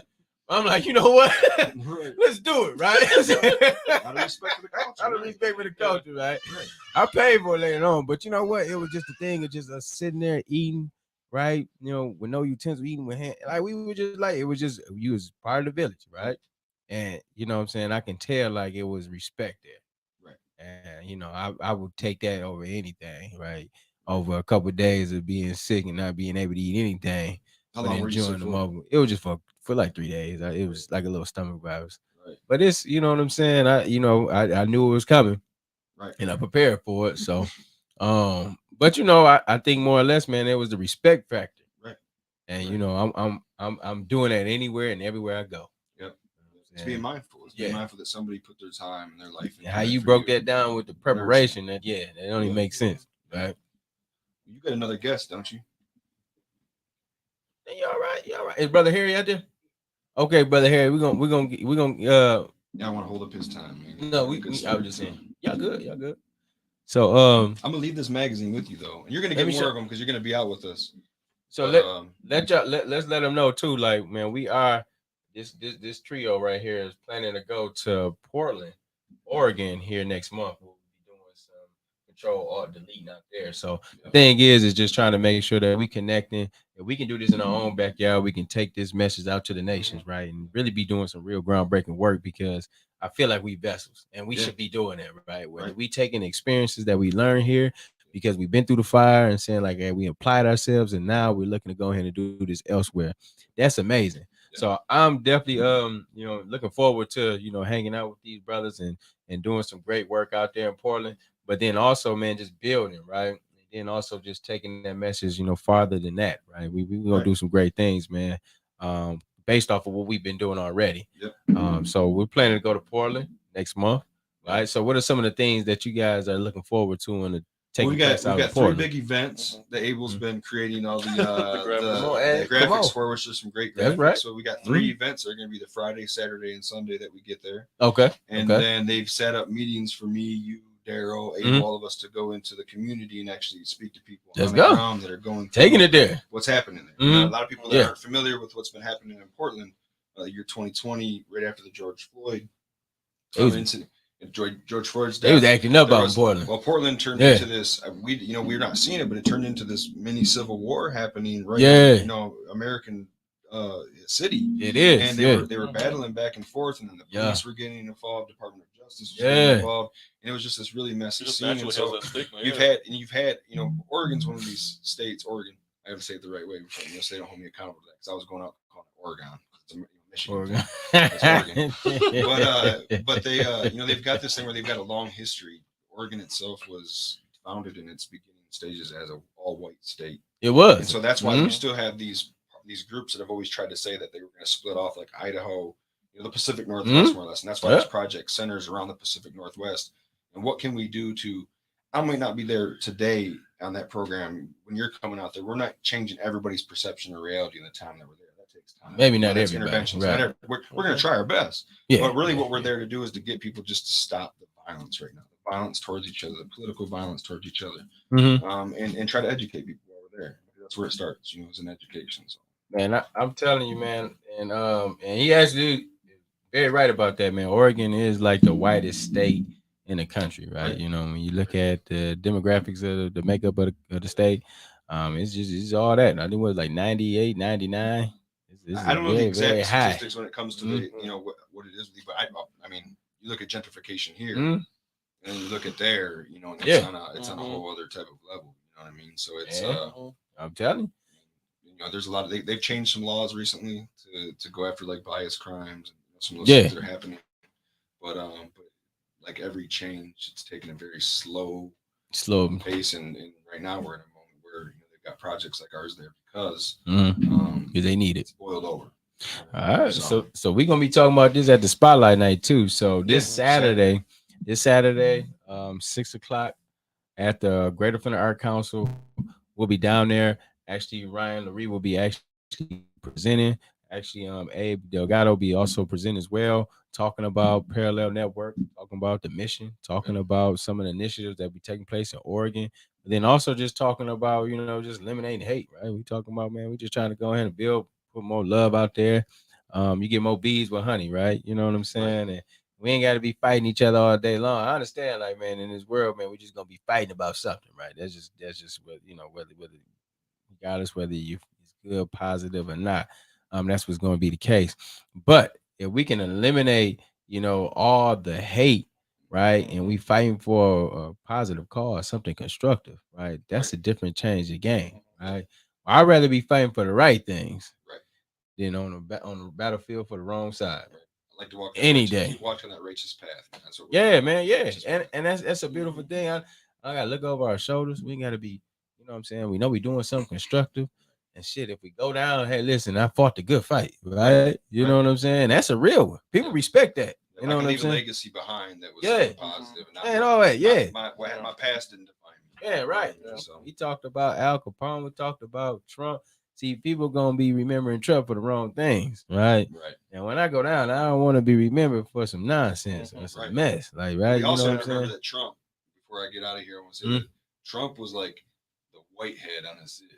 Yeah, it has been building up for years, all the way back to the early like years this country started. But and then Trump so he was just a symptom, of the disease that's been happening in this country for years, and we talked about that. That's the institutional racism, systemic racism, all the trauma that we've never healed from. Yeah, what happens when you don't heal from trauma? It builds up and it builds up, and then as it pops, and guess what you get? You get a guy like Donald Trump. And of course, the extremism, the hate, the anger, all these things are attached to. They go to that. They're like a magnet for it. And, misery loves company. And that's what Trump is. He's misery loves company. Right he now. is. And but let's be honest though, the system as a whole, that goes for both sides, political parties, doesn't matter where it is. Need to start remembering that the proletariat is what makes this country work. It's what runs this country. We go to work every day. Yeah, we bust our backs. Everybody in the proletariat.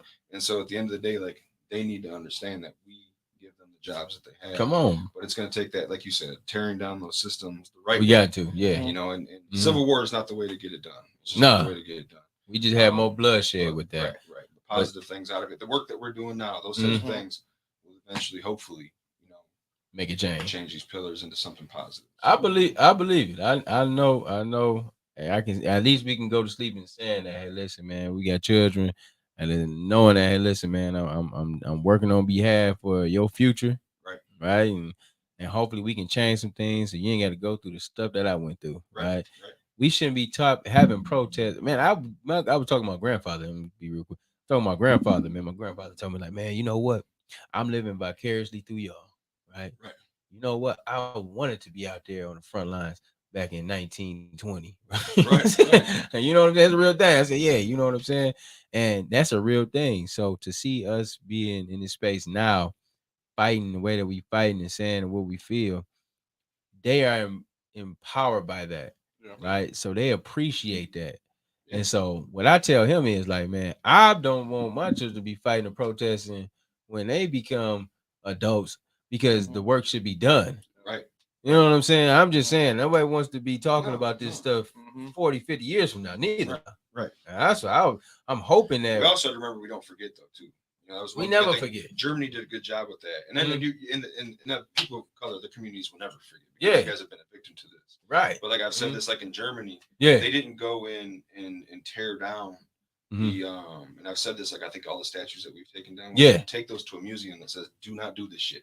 Yeah, learn from this. No, real talk. Learn from this. But don't get rid of them, because if we get rid of them and throw them into somewhere hundreds of years ago down the road, and they pop back up. Here, and guess what? That's going to rear its head again. It does. It's going to. And so we need to know what to do. So that's why we go to places like Auschwitz, and we know that there was a Holocaust. We know about Holocausts that happened in the world, and then we learn from that, but not forgetting. You know what I mean? So that's important for the people that could have made those mistakes. Remember, the people in Germany, there's normal people that were going through something kind of like our country is now. Yeah. But they felt like they had to do what they did because the government said you had to do it. It was that they made that unethical choice to do what they did. And look, ultimately, it's one of the worst atrocities this world's ever seen. Man. And so in our thing now, we just try to prevent that Right. from ever happening again. So Yeah. no, I think man, so this Saturday, 9/24, we'll be at the Greater Flint Art Council. We'll be down there starting at 6 p.m. Come on, connect with Ryan, connect with Abe. Let's go ahead and connect. Parallel Network. We'll be in the house. We have a table. We have some information. We have the book, the magazine. So definitely come on out, man, and connect. And we look forward to hearing more from the presentation, but then also learning more about Parallel Network, and then also hearing about the steps leading up to Oregon or the road to Oregon. That's what they've been saying on here, the road to Oregon, right? So, yeah, no, it's good. It's good. You know, so we're less than 30 days away. We leave October 20th, so we're on the plane good. October 20th. And maybe we should do like a documentary leading up to it, like right? Let's do it. Hey, get a trying to give me more work. Anybody that's watching, you got a film crew that wants to follow us out there. You're more than say the three Flint. Right. Let's call us the Three Musketeers. Come on now, that'll be dope though. So, that'll be dope. Right, we can take the cameras. We definitely should document this activity, especially when we out. Oh, we are. That's why Abel's coming with us. Just to make sure that we get all this documented. We so gotta have help and put this out there. Right. Well, that's a good So idea. So M Live or Flint Beat did that for you, or for a trip for you a couple years ago or something like that. When I came back from Africa, M Live did it, man. Big shout out to Jake. They documented on this tonight on the link when I get back. I'll make sure to post the events on there. I saw them images. Yeah, let's put them on there. So those events are already made, so people can go and when we go, I'm gonna put it on the page. Those events will go live. Yeah, so they'll be able to share those out too when we're there. So y'all heard it first, man. We're gonna have a series of panels out there. 3 days sound like 3 days panels. That we'll be having discussions and talking about this with some other like-minded individuals and just kind of going. So why can't we get along? Is what we call it, right? Why can't we all get along? Why can't we all get along? So it's like a perfect back to Ryan and King and everything. A way of saying let's have this discussion of why we're at this point where this hyperpolarization that we're seeing in this country. So, man, but I want to take you away from your other guests, man. You got a really good guest in that. Man, I'm trying to tell you, man. Stories and it was a phenomenal conversation, man, and we appreciate it. So we're gonna come back too, though. We'll dwell in it. We'll do even after we come back from Portland too. Oh yeah, so for sure, bro. This goes on, man. Yeah, so we got big dreams, man. We're gonna do some work for sure, bro. So y'all give Ryan LoRee and give Abel Delgado a round of applause for coming into the studio doing some having a phenomenal conversation, but then giving us some great insight as it relates to the Parallel Network, talking about ending hate, right? Eliminating hate all around the board, right? Because we can live in a very positive, peaceful world and just do the unthinkable. We kind of really put our minds to it, but we can do that. So, man, just coming in, just bringing in that positivity, man, we needed that, man. So we appreciate it, right? Just keep this energy going. I'm looking forward. We'll be out there in Portland from the 20th to the 26th. Yep. And we'll be doing a series of panels, but then also working with the groups out there in Portland as well. Be there Saturday. Your event. Be there Saturday, to hear more about it, connect with the brothers, and then also they have another presentation. They enjoyed your interview. I said big shout out to PN. You got some love being sprinkled on you guys. So they'll be back in the studio. Even Mama was on here, Stephanie. Yeah, Mama. What's up, Mama? That's a blues star, man. She's a blues drummer. When y'all was talking about that boiled meat, right? You know, the boiled meals, right? I think she popped in and laughed at you. Right, I bet she did. Ryan John. She called you Ryan John. She's always She got her. She's calling me out on that one. I'm hitting now. She calls by the middle name, bro. Yeah, he didn't mean nothing by mom. I hear it. She knows I'm gone. Now I'm gonna get a call. He didn't mean nothing wrong by mom. We appreciate it. She's living a really happy. She got married again. Congratulations. And definitely, we'll be looking to get one of those boiled meals soon. So we look forward to you. Oh yeah, for sure. All right, man. Hey, man. Any last words you guys want to part us out with? No, I always try to point this out, man. Carol Davis will do this, and other people that do this kind of work is that remember that hate is a learned thing, and it starts from ignorance. And the only thing that we have to combat ignorance is education. And so, if you allow ignorance to fester itself, fear comes out of that. And then out of fear comes we hate the things that we fear. We attack the things that we fear. And so, if we can educate and stop that ignorance in the beginning, then we've combated it at the bottom, at the source of where it started, rather than trying to fight symptoms all the time. So, just remember, at the end of the day, we're all human beings.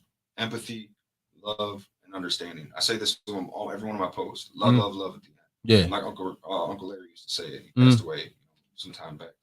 But great man, loved everybody. You know, and that was his thing, his slogan. And so I've said I'm going to use that the rest of my life, and so I do that. You know, it just reminds everybody that it's love, man. It's love that's the empathy in our heart and understanding. And at the end of the day, like I said, dialogue opens up doors. So love conquers all, man. Man, I appreciate y'all brothers, man, for coming in and holding it down, man. Definitely though, man. Yeah, we're gonna have more dialogue. Let's get together after this so we can kind of plan how we want to document it from the road to Oregon, in Oregon, after Oregon. Right. You know what I'm saying? Yeah. So definitely though, man. Let's give these two brothers another round of applause. Thanking them for coming out. Fli-City Blackout, greatly appreciate you, and we'll be bringing them right back. So sure, man. Love you, bro. All right, love you too, we'll talk fellas. soon. All right, I'll talk to you in a minute. Oh yeah. Okay. We'll wait over here. Okay, so while we transitioning, we want to bring in our artist highlight. So we got a special guest coming in the studio right now. Look at him, he popping in the screen right now. Man, I hope you didn't wait too long over there, did you, brother? Oh, no, I'm all right. You want to sit now? Scoot on there. Scoot you up a little bit. So, man, we got Harry Bullock in the studio today, man. Listen, man, if you ain't heard Harry put it down as it relates to doing music, if you ain't heard him on doing at the Spotlight Night doing poetry, you ain't heard nothing yet, right, man? Because the brother is a very supreme talent, man, and actually somebody that, you know, I greatly appreciate, man. So that was a driving factor, a reason why, you know, we had to bring this spotlight back for folks like Harry, man, who's been putting it down. He's actually like one of the original artists that came during the spotlight, man. Back we started this back in 2014. So, man, you know what? It's a great thing and great feeling, man. What's going on, brother? How you be? Okay. Move that mic to you. Yeah. Okay, man. So man, we got Harry Bullock in the building, man. So won't you give us a some background about you, you know, your story. You got a phenomenal story, brother, man, and just something that, you know, you need to go ahead and put out to the world, man. Tell us what's up with Harry. Well, you know, long story short, I was born and raised in Flint. Mm-hmm. Had a really complicated lifestyle. Mm-hmm. You know what I'm saying? If you want to pull it in, you can pull it down too. Yep. Yeah, there you go. Yeah. I had really what you would, basically call, ordinary fun, but complicated lifestyle. Mm-hmm. Growing up, I got attached to, family. My family was a very loving family. Growing up in the hood and barbecues and good stuff, just hanging out. Back when Forest Park used to have the motorcycles out, and they used to just have community gatherings. And when Flint had some money, you know what I'm saying? Back when Buick City was open and Oak Park, and back in the day when the taco houses was down on Detroit, when it was Detroit Street. But shout out to Detroit Street. Unfortunately, my mom had got murdered when I was about 6 years old. So that was just like a real life changer for me. Like that was a serious life changer for me. Like because like in today, like as a grown man now, when I think of what love is, you know what I'm saying.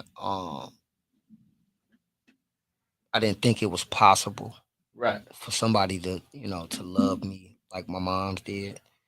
We never think of it like that.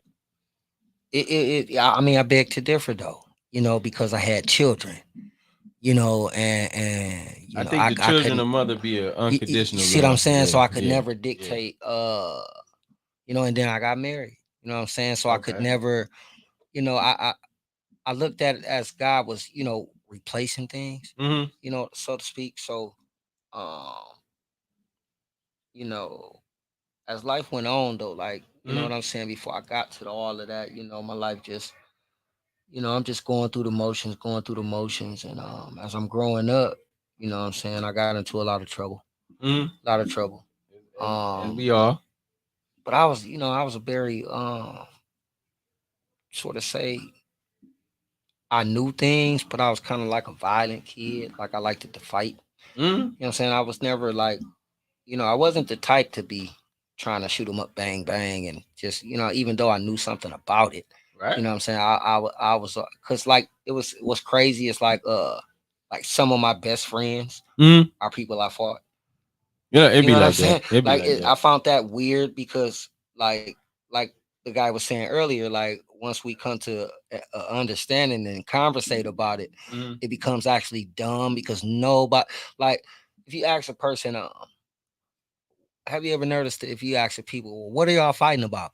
Yeah. Nobody really wants to come out and say because it's actually stupid Yeah. and it doesn't make sense. So you know what I'm saying? So it's just the blame game back and forth, Yeah. and each person You trying to gotta- outdo each other You with gotta the make blame. it sound like You know what I'm saying? Trying to yeah. make it sound more devastating. Well, Yeah, I yeah. can see why he said this, right? Yeah, yeah. But as I fell into the wrong groups and the wrong crowds. You know what I'm saying? Don't get me wrong. Mhm. At the time, by that love being stripped away, um, I thought, you know, this was the way for me. Like, Mhm. and I didn't want to be a disrespectful, child to my father. You know Nah. what I'm saying? So Yeah. I left his crib Mhm. when I was probably about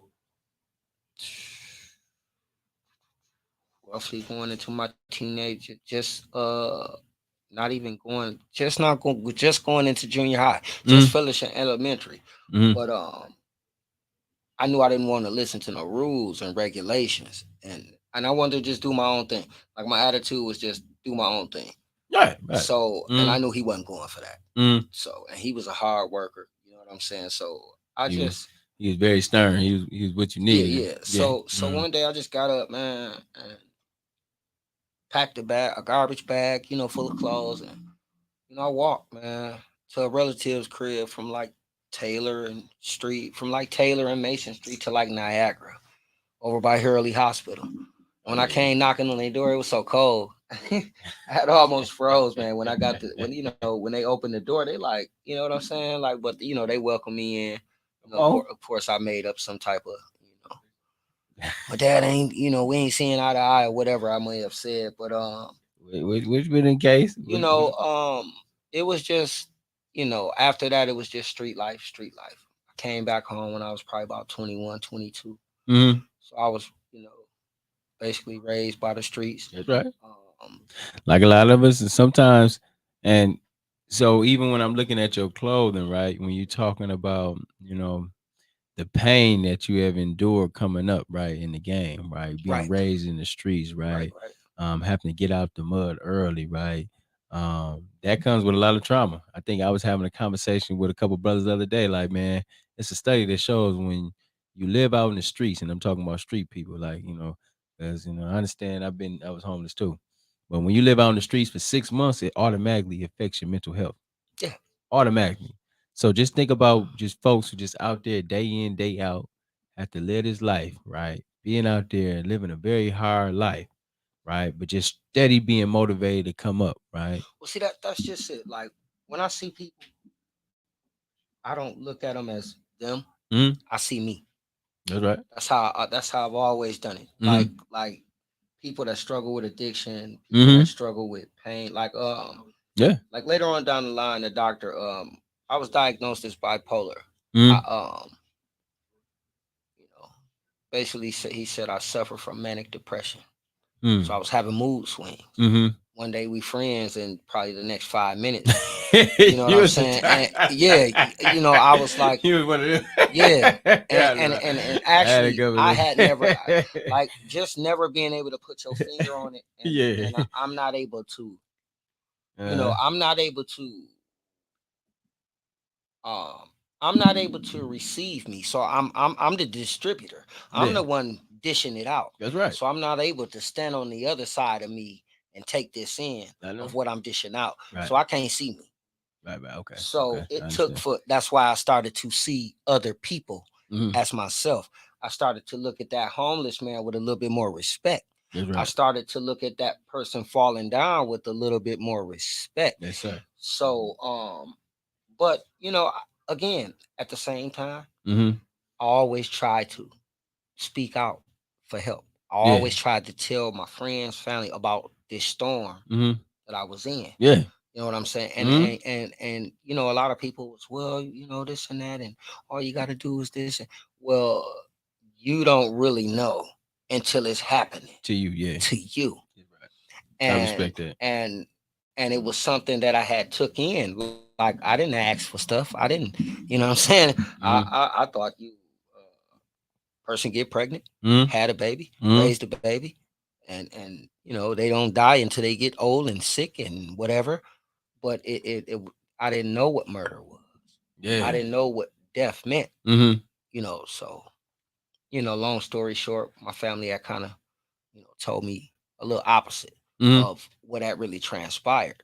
Okay. So, you know, no matter what had transpired at hand, the funeral and court and none of that, well, that didn't register Right. Okay. because Okay. you told me something of the opposite.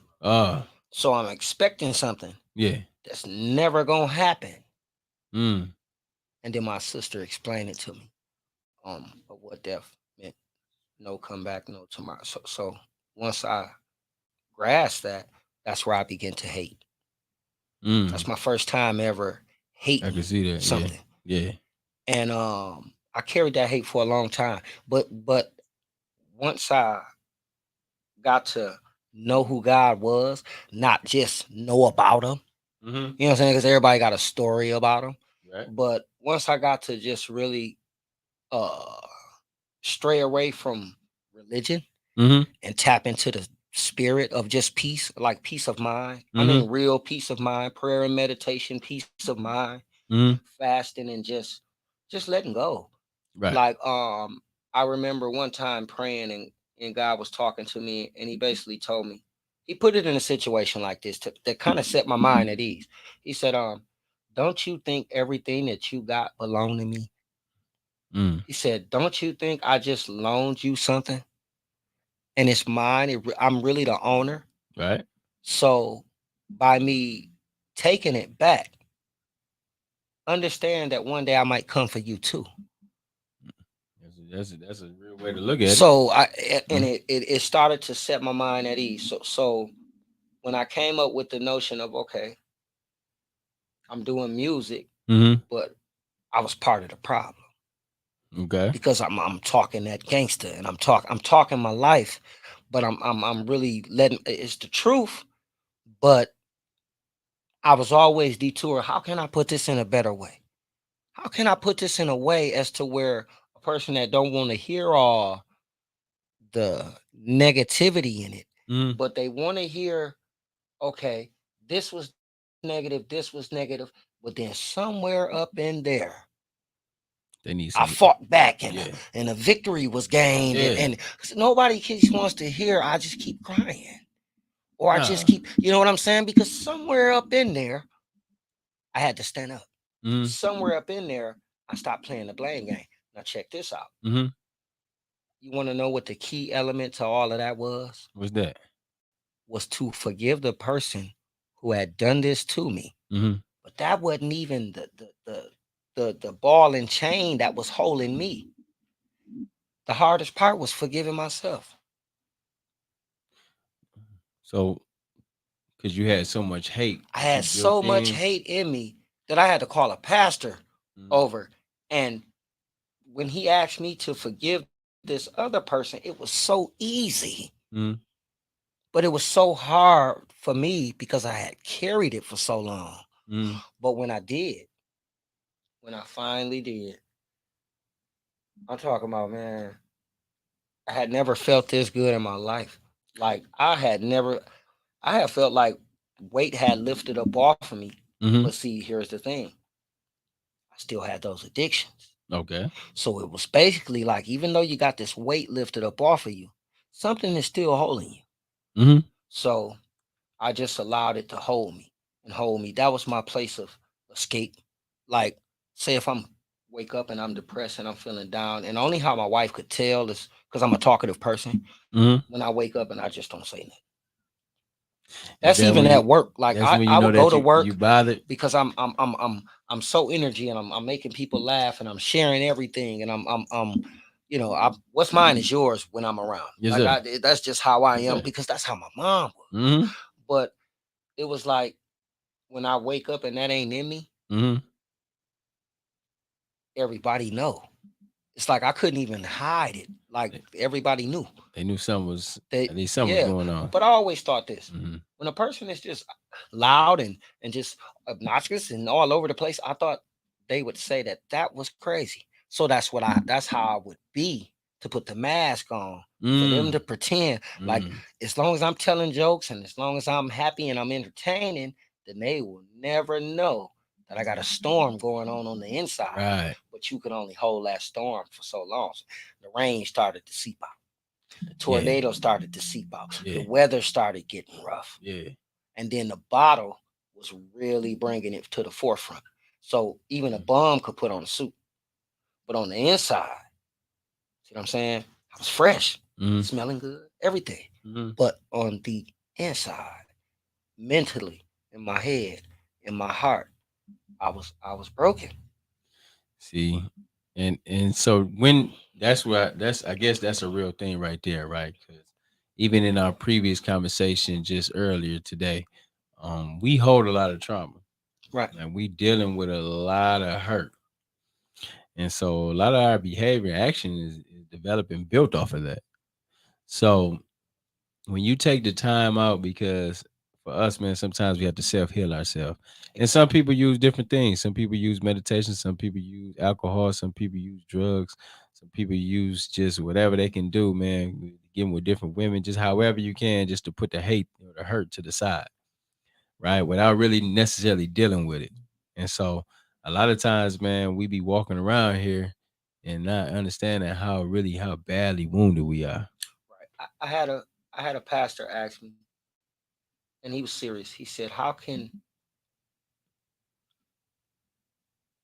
your mind get over something your heart can't get through? And after I went to work regular, and I told it to somebody because I had really took that home with me. I told it to somebody, and I say, you know what? I'm finna build me a brand. So they just figure I'm just talking because I kept saying it. I'm like, man, I'm finna build me a brand. I said, watch this. I'm finna build me a brand. They're like, what you gonna call it? I said, I don't know yet.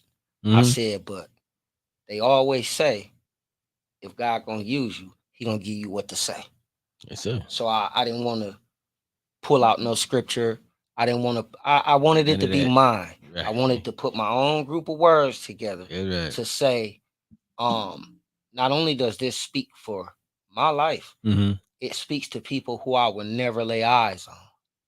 So I came up with pain made me stronger, love made me fearless. And I say that to say this. When I think of the structure of a man, the essence of a man, and the weight on his shoulders of just trying to be that. Yeah. See what I'm saying? Like, Yeah. and I ain't talking about money and clothes, and I'm talking about self-respect, accountability. Me and you was talking about that last week, and Yes, I tell sir. you, my son's 16. I always preach to him about self-inventory, meaning checking yourself. Yes, Find out your likes and your dislikes. sir. Find out what makes you uncomfortable before you bring these things around other people. See, a lot of people, we're too busy trying to analyze what's in front of us, Right. instead of what's in us. See, if you really look at it like statistically, people are quick to analyze what we're seeing besides self. We leave that for other people to do. So we try to present the best self that we can to the other people, so when they analyze us, they can give us good feedback. It's true. Right? Well, when do we take time to analyze self? So before we take something left field, because every action don't deserve a reaction. Right. So before we take things left field, if we are doing self-inventory, then a lot of things that we take to heart won't hold as much weight. So I had to go do a lot of self inventory. I stopped letting people Yeah. in the outside world make me angry and then Mhm. bring anger home. See, if I do self inventory, then I know what to place myself around. Mhm. I know what energy to take in, Yeah. and I know what to distribute. Right. See Mhm. what I'm saying? Mhm. So, um, when I came up with Pain Made Me Stronger, it just I just started to think, how could this apply to everyone's life, even the people that I will never meet? Well, like I said, for a man, it was self inventory. Mhm. How can I be better? Right. You know what I'm saying? And I ain't saying, especially like with me, you have to put that pride to the side. Mhm. Like it's like almost admitting, um, if you man enough to step in it, then be man enough to own it. Yeah. Like just own it. Yeah. Don't explain why or how or the reason it took place. Yeah. Just say if it was a mistake or if it was a victory. Mhm. Because see, if it was a victory, you're gonna own it. That's right. Mhm. Own the mistake with the same power. Yeah. Real Because tough. that's the only how it can be corrected if I own it. Nah, that's the only way you can. But if I don't own it, Yeah. and it's the blame game. See, I Mhm. stopped doing that. I stopped blaming mom's murder. I stopped blaming the wrong crowd. I can I easily see that. stopped Yeah. doing a lot of those things. I just stopped Mhm. because at the same time, let's say all of those things were true, right? Mhm. Let's say it all happened. When do I stand up as a man and take accountability for the life that I have to lead because I'm still writing pages to this story. Mhm. Yes. That was the beginning. Mhm. I didn't read nowhere where that had to be the ending. Mhm. I didn't read nowhere where I had to put it in the middle. Yeah. I didn't read nowhere where it had to be a chapter 2 and a chapter 3. So once I was able to pick up the pen and write, God allowed me to start writing my own. Mhm. Okay, how can I make this a better story? I already know it's the truth. Mhm. People watch me go from this to this to this. They watch the transition. Yeah. So I said, okay, the only way I can make this be 100% truthful Mhm. is I got to lead by example. That's right. So I got to be everything I say. Mhm. I have to do everything I say. I have to show up when I say. Every I time. have to say what need to be said at the time. Come on. So Even it's when it like, hurt. even the truth will set you free. It Mhm. hurts, It but hurt. I would rather you tell me a little bit of truth than keep giving me those big lies. That's right. Because them That's right. lies, they pile up. Mhm. And one thing I learned, and I'm about to turn this into a brand too. Mhm. And it's just a slogan right now. I just Mhm. say I ain't got no artwork behind it. But I'm just gonna pitch this to some people. Mhm. Trust. And that's real trust. Trust is lost in buckets, Mhm. but it's gained in drops. Oh, okay. Break that down to me. When people wrong you or mistreat or you put your trust in them that they Mhm. gonna do something or they gonna love you or treat you a certain way or whatever the situation may be, Mhm.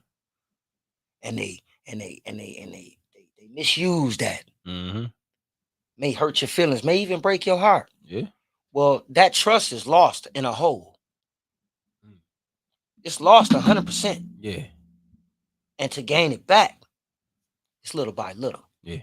Mhm. So trust is lost in buckets Okay. I see. Okay. and gained Mhm. in drops. Okay. Yeah. So That's heavy. yeah, I That's mean, You I could be don't, building with somebody for umpteen years, and you I do don't one thing to lose their trust, right? You done lost exactly, everything, exactly. and and then and it take you and a little it minute to take build you you seconds to get it back. get it back right. And Okay. like again, I don't I don't even write this type of stuff. Mhm. I just like I'm talking to you now, Speaking from the heart, and this sound like you doing a poetic piece right now. It ain't even like it's in you, well, it just come to me. It's fluid. right? It's like I rap, but I'm not a rapper. Mm-hmm.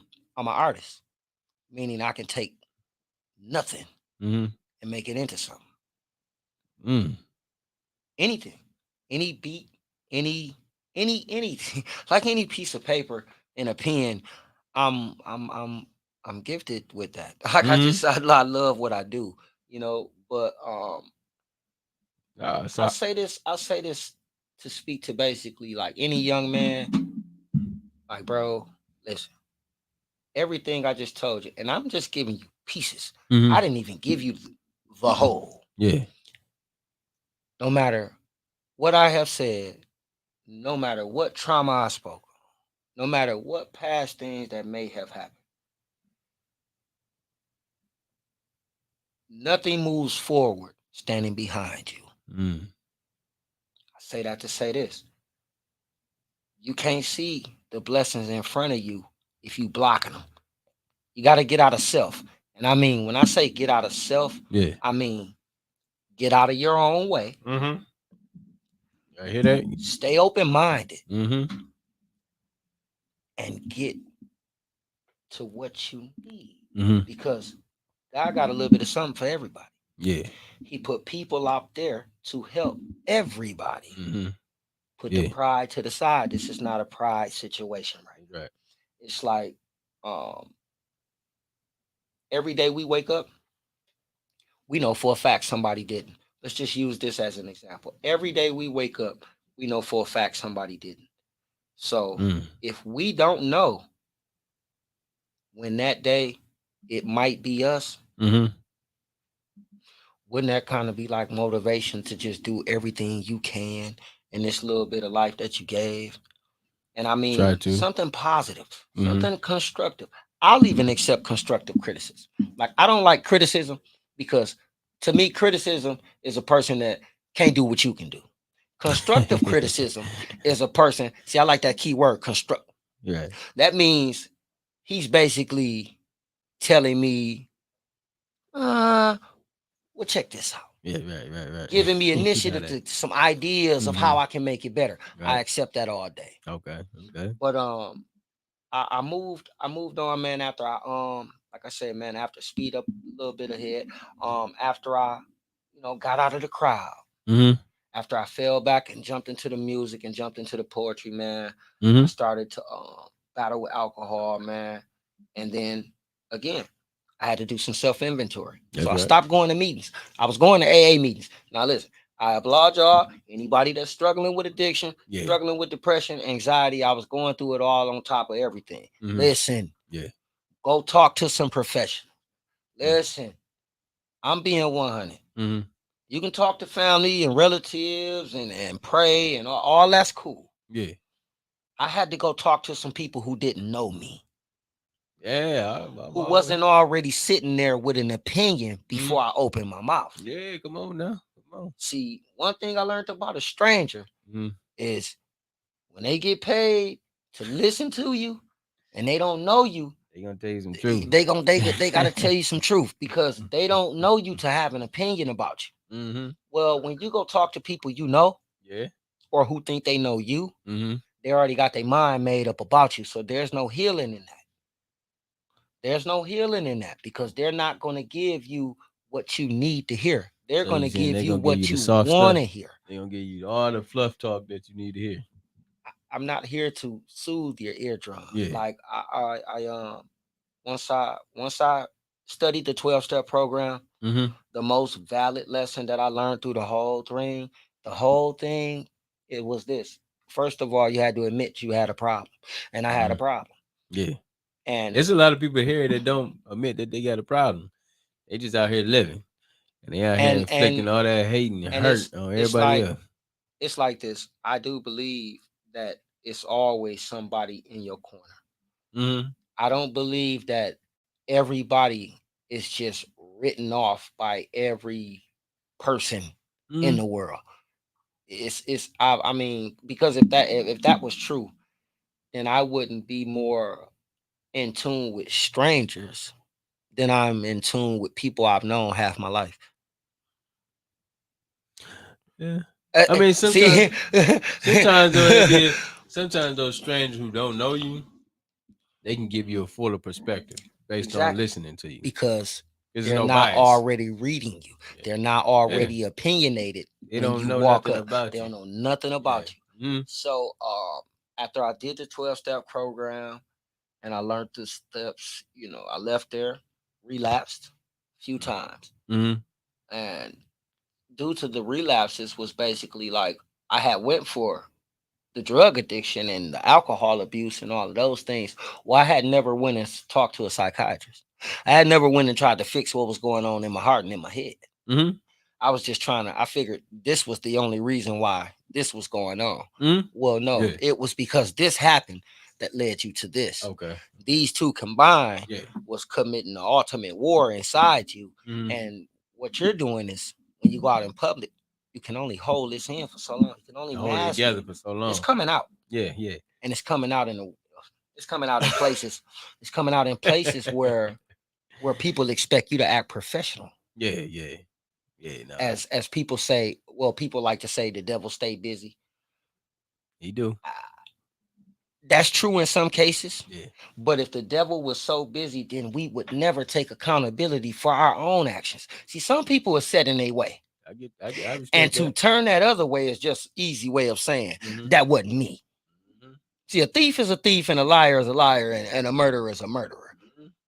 Not saying that they can't change. Right. But in order to change, at first you got to be held accountable for what you done. Come on now. And you can't be held accountable if you got a fall guy saying it wasn't me, it was the devil. See what I'm saying? Because sometimes, I mean, if he at your house and he messing your life up, then how he down the street? See what I'm saying? So see, certain people are just, it's the way we was raised, and we gotta break that generational curse. And that's all it was with me. It was the way I was raised, and I gotta come up out of it. So how can I come up out of it? Well, first of all, I gotta get to know me. Right. How can I know me? So after I fixed this alcohol situation, and then I got to talk to the doctors and to really find out what's going on with me. Why I'm having these situations. Yeah. And when I told them the story, they gave me tools. Yeah. Prayer and meditation was the first tool they gave me. Come on now. Come on. Breathing. Yeah. Fasting. To get a clear mind. To not, to have a clear head as to where I can clear my mind so clear, as to where I can clear it as to where I'm thinking about nothing. I couldn't do that at first because I clear my mind and what happened at the club last night? I know you want to, you know what I'm saying? Or I clear my mind and, oh, that was one of my dope songs right there. Or I clear my mind and I'm hungry. Yeah. I clear my mind and I should have went to the bathroom before I started. Anything to put a thought in your head. Like your eyes are closed and you, what was that? See, so I learned how to block it all out. Just really, and once I learned to do that, I could really contemplate my next moves. I can really put in perspective was what I that for want. mind clarity? Yeah. And see, you know what? Actually, man, just listening, man, I'm hoping folks understand the severity, right? When we were talking about untreated trauma, right? Yeah.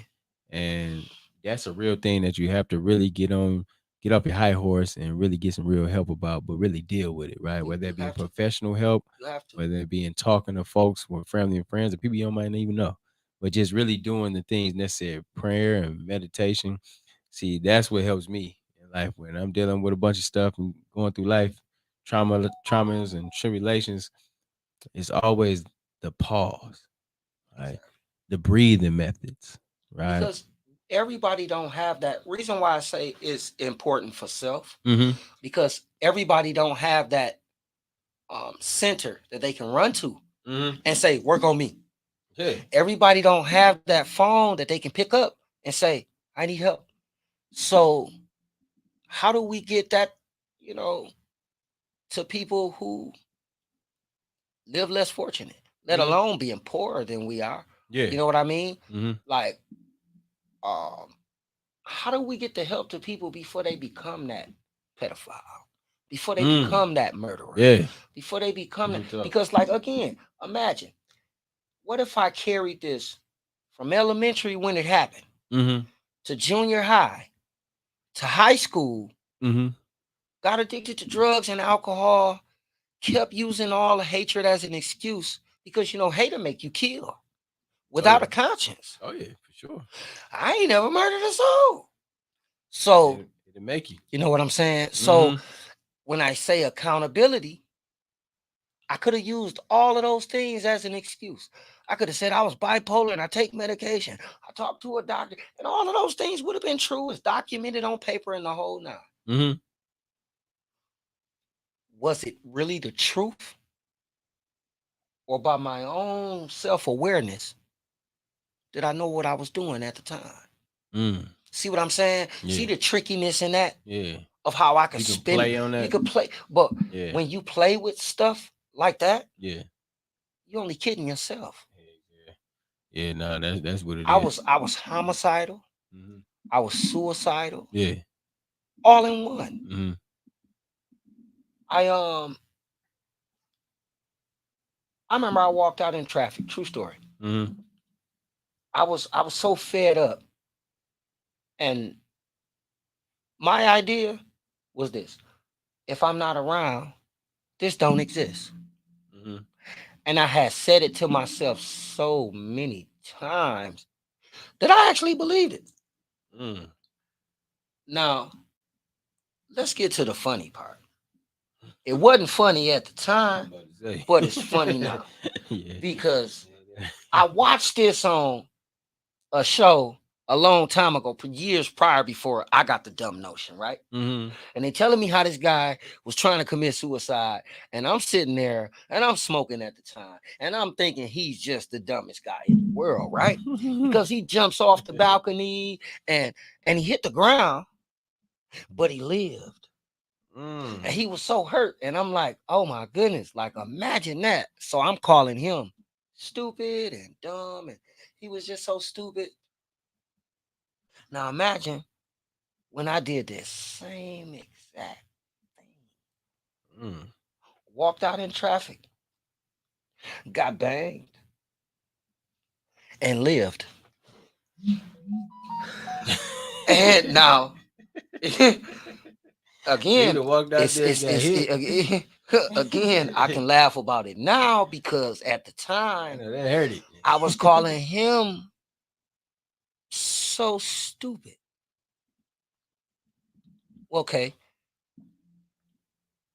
You see how God tested that theory? Because at the time, if he was so stupid, right, and I was laughing, then that made me so intelligent. But ever heard the commercial when we was growing up? You can learn a lot from a dummy. You can learn a lot from a dummy. I learned a lot from dummies. So if I was laughing at him and called him stupid at the time, and I went and did the same exact thing, I'm gonna just let y'all answer that in y'all mind. Come on. Yeah, I'm gonna let y'all answer that in y'all mind. If I went and did the same exact thing, and lived, banged up. So after I conquered the alcohol, come on, because I conquered it. That's right. I'm almost 2 years. Well, to this day, as of today, I'm 700 days sober. Come on, man. Let's drop a bomb for that. Doom. And that's my automatic bomb. By me keeping the tools that I learned, and by me doing what was told and what was taught to me, I didn't go back to rehab. I didn't go back to rehab. I just started to really take accountability. I started to take all and full accountability for the decisions I make. I started to take all accountability for the way I act. I started to take full accountability for the things I do. Come on. I started to take full accountability for the people I deal with. Respect. I started to take accountability for the places I go. I started to take accountability for the things I accept. I gained a lot of respect, bro. We're just off this conversation here. Now, with all of those things didn't have nothing to do with other people. See, that's full accountability. All of those things that I just named didn't have nothing to do with no other. I didn't have to go do nothing. Only thing I had to do was forgive those who have wronged me, forgive myself. Okay. Even accept those who don't love me. Yeah. Love them anyway. because I've always thought of it like this, and I learned this in rehab. Other people's thoughts about me ain't none of my business. Tell you why? Because I can't change how you feel about me. I can't change what you're thinking about me. I can only present myself in the best way that I can to give you a better me every time you see me. So, accountability taken. Yeah. The first thing I had to do, take accountability for what I do, what I say, where I go, all of that, and take accountability for what I take in. Nothing affects us until we put things where our feelings are. Feelings, the emotion part. When we accept things that may be true or untrue, true or false, I don't have to accept anything. Just like a rumor. A rumor doesn't have to be the truth. A rumor doesn't have to be the lie. The power in a rumor is just getting it out there.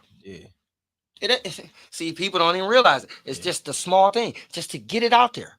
As long as she said, that he said, that they said, that we said, that they said, it's just something to talk about. Nobody really cares, if it's true or false. Because if you got 1 million people, you might have 500,000 that believed it. Another 300,000 that said, and another 200,000 that didn't even pay it no mind. Now, did that make the rumor more or less true, or did it make it false? It made it neither. It just was a rumor that got out there, and people like gossip. People love gossip. They love gossip. Nervous about the gospel, but they love gossip. We say gospel. I got to look at my watch, man. It's time for me to go. That's the gospel. Gossip, I'll lean my chair back. You ain't even talking to me. But the ear radar zoomed in. I didn't even hear what was really said, but I called somebody and guess what I just heard? Put my own spin on it. See, I have fun, man. Like when I started to really see the change in myself, because I wanted to see it before other people saw it. It was for me to see. It wasn't for me to show off. Like I'm the one in the storm. I'm the one going through this. What is me showing it off to you? How is that gonna better your life? Like what, I'm gonna get a bunch of looks? That's not what I'm in it for. I have to be better, like for my kids. Come on. For my grandkids. Come on. Like, and the only way to do that is to be an example. Come on, man. So they got a chance to see the storm. Unfortunately, it was unfortunate, but I even got a gain out of that, because I would rather you see it from me than see it from a person who misleading you in another way, making you think it's okay. See, I never led them to think it was okay to do. I'm in a storm. They seeing me crying. They seeing me, and I'm explaining to them. I'm as if your kids can really understand. But I'm talking to them as if they're grown up. There's no other person to talk to at the time.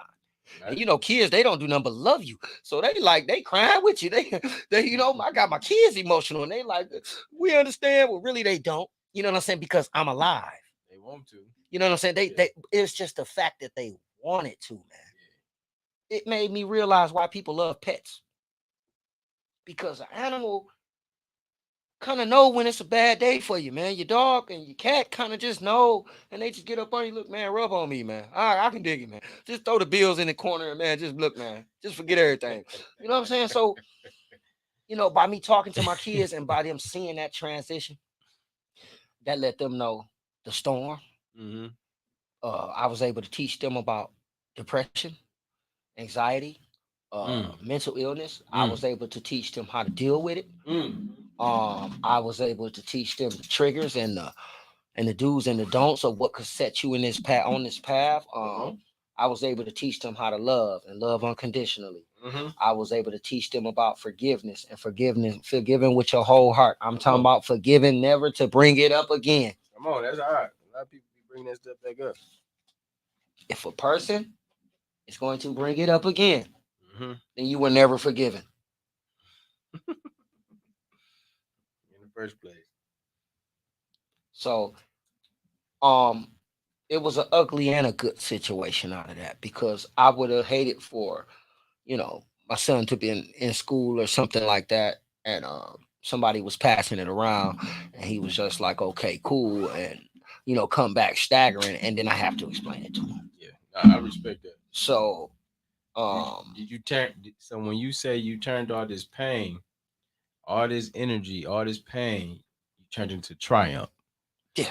That's how we got I accepted the victory in it. I didn't want to. I wasn't finna go around being the victim. That don't do nothing for nobody. I think that's accepting our own. I had to owning accept, up and because manning up. I was able to tell everybody about the fights. Mm-hmm. I was able to tell everybody about the spiritual rumbles and the physical rumbles and the mental rumbles. Okay, when do you win a fight? Right. Guess how I won? How? I stopped fighting.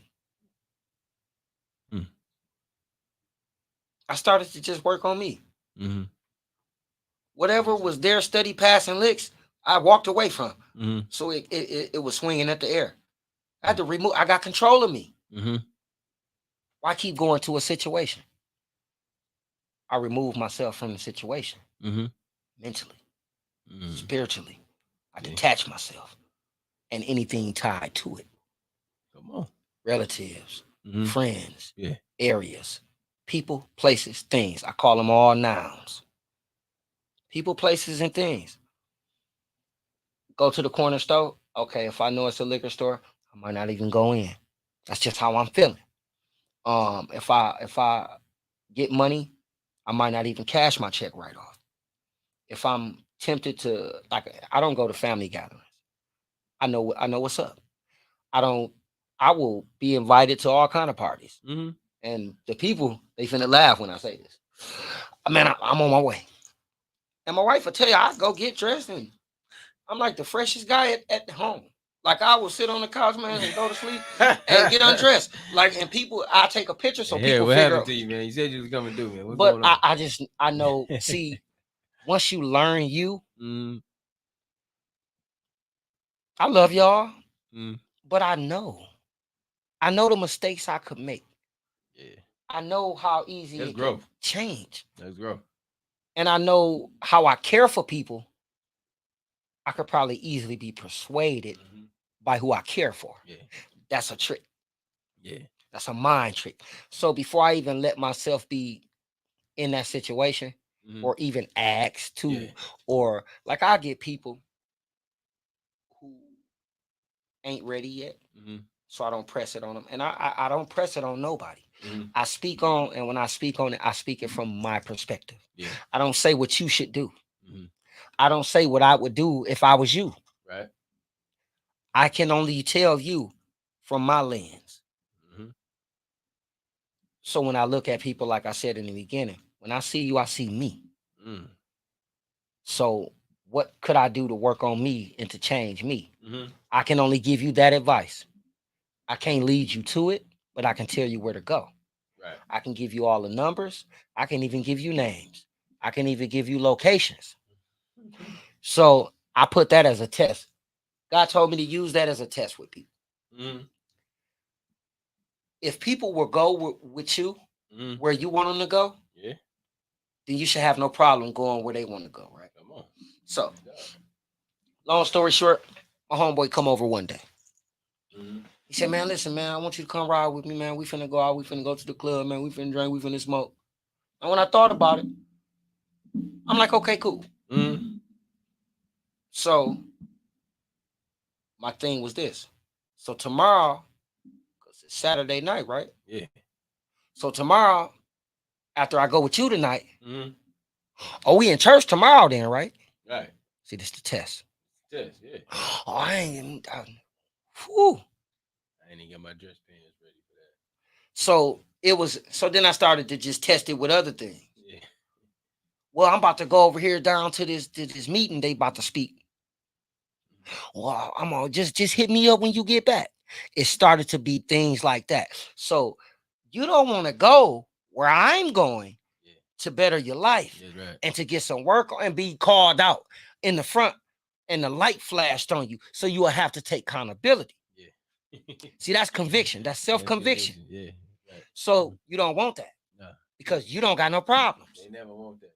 So I said, okay, if they don't want to go where I'm going, just stop going where they're going. Because you can actually go where they're going on your own.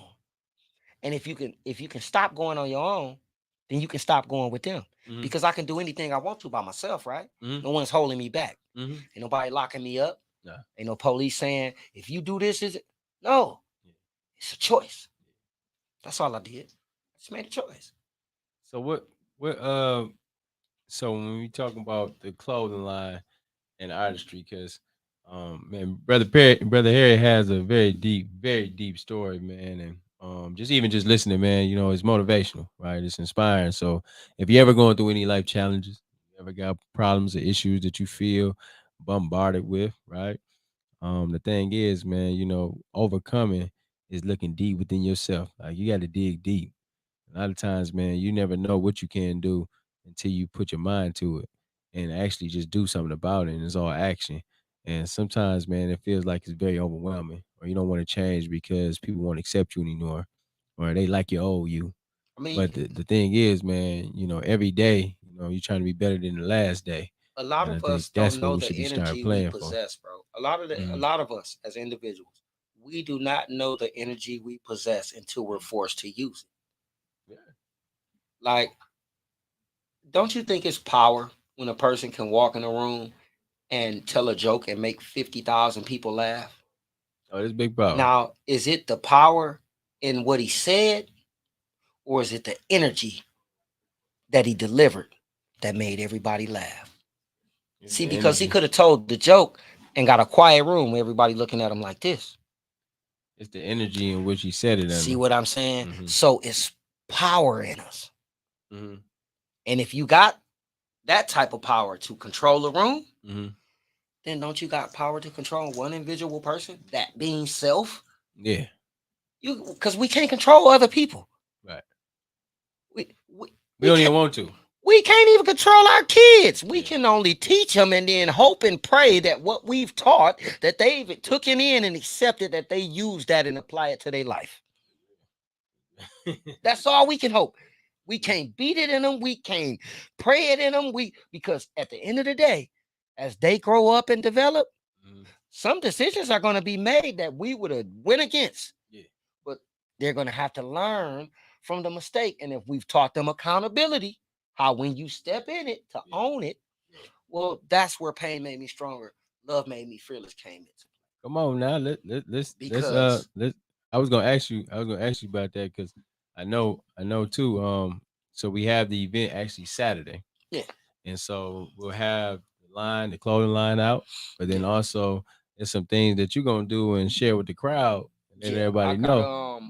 Tell us what we expecting to see. Well, I'm in the midst of getting a couple. Well, I had already posted on YouTube under No Games Entertainment a couple videos of the stories basically that I just told you. Mm-hmm. So it's basically like what I did was took the stories and just made songs out of them. Mm-hmm. So one of the songs is called "Quit You," and it just basically tells the whole story of, like I told you, how I went to God and how I talked to him about the situation. Like I had to wait till my house was empty because I didn't want no distractions. Like, and I really had to go to him. Like I really had to be serious. Like I couldn't play with this because playing with this was playing with my life. You know what I mean? And you only get one. So I had to go and just really think of what I would really want to say if I was speaking to another person dealing with the same addiction. And it was basically a confession from my heart. So I can't wait to really, really share that with people. Okay. And plus they can tap in again to No Games Entertainment on YouTube and just type in "Quit You" Harry, and it'll pop up. And I wrote another song. The very first song I actually wrote that took me to this path was "Pain Don't Last Always." Okay. Well, Pain don't last always is, like I said, what I explained to y'all, the transition. After I started to be self-aware of how I felt and why I felt and when I felt, um, the self-inventory, was to just basically check myself to see what I actually liked, to see what I actually didn't like, to see what actually made me comfortable, to see what actually made me uncomfortable, and to know these things, like to really, really know these things. And by doing that, I found a peace, an inner peace as to where, like, I live in Flint, born and raised. A lot of stuff is going on, but I'd be lying if I say, I feel the effects. I sympathize and I empathize with whatever's going on, but I don't feel the pain of it. Instantly I feel, what can I do to help? Like I call it crazy. I've never wanted to be rich. So when I wrote Pain Don't Last Always, it was basically like a song that I was finna give away. Okay. Like, cause I've gave away more music than I've ever tried to, sell. Like I've always looked at my music as I got so much of it and I write so much of it that I don't have to sell it, because, even if a person stole a song, I don't call it stealing. I can go write about 90 more of them. Like I just, it's just, yeah. I mean, nowadays, but back then it was just, how a person shoot a basket and he LeBron or Kobe. Well, that's what I do with writing. I write when I don't have to. I write when I don't need to. I write when just because. I write just because how I'm feeling today and what I might feel tomorrow. And so I gained the craft. Like, I learned the craft just out of nowhere, man, of how to just started out just writing out my pain, and I'm just writing them in poems, and I'm writing so many poems, but all the poems started sounding the same. So again, I was like, hold on, somewhere up in there, I gotta write some type of happiness or some type of victory or some type of something. I gotta get a trophy. You do. So as I started to forgive myself, that pain started to let up, and I started to, my closet. I explain it like this: my closet used to be all dark. I would buy all black on black everything, and if it wasn't black, it was black blue jeans or navy blue jeans, or it was just dark colors. Never had a bright color in my closet. Well, even that in itself, I could just open my closet some days and just, like, and just pull out something. You know what I'm saying? Because it looked like a funeral in there. It wasn't until I started to brighten up and just started to wear bright colors that I really even started to just feel good. Like, I don't really, like, this is really a scientific thing that I'm talking about. Like, music would enter my mind and alter my mood. Like, I could be happy and a song would come on and I'm crying and I'm, oh my God, and where did this pain come from? And I can't shake. So I knew music was just part of my geographic hookup. So I said, okay, it's got to be something to this. So I started to write music. I started to turn all my poems into songs. And again, with the environment that I was in, that's all I was writing about was gangster this and shoot 'em up, bang this and this and that. So because at the time I was living that, Dayton Avenue life, and it was all about this and that, and it was just it was all about that, like, for real. But back then in my day, you could actually fight and go home. Like, it didn't change now. So once the music transitioned, I said, okay, I can't be part of the problem. Right. How can I be part of the solution? Mm-hmm. Well, I didn't really know how to not curse in the rhymes or not, and really still make it, Right. dope. Make it like, okay, he got something. Well, once I learned I didn't have to say nigga this and Right. that and this and once I learned that, I said, oh, okay, I can make this as more powerful as what they saying, just without having to say that. So I started to just talk about my life. And I got a lot to talk about. Right. So, and then I started to talk about stuff that I hear. So, I just basically took it as to where, like, if I was going to emulate a rapper, uh, KRS-One, Rakim, you know, So I just started to,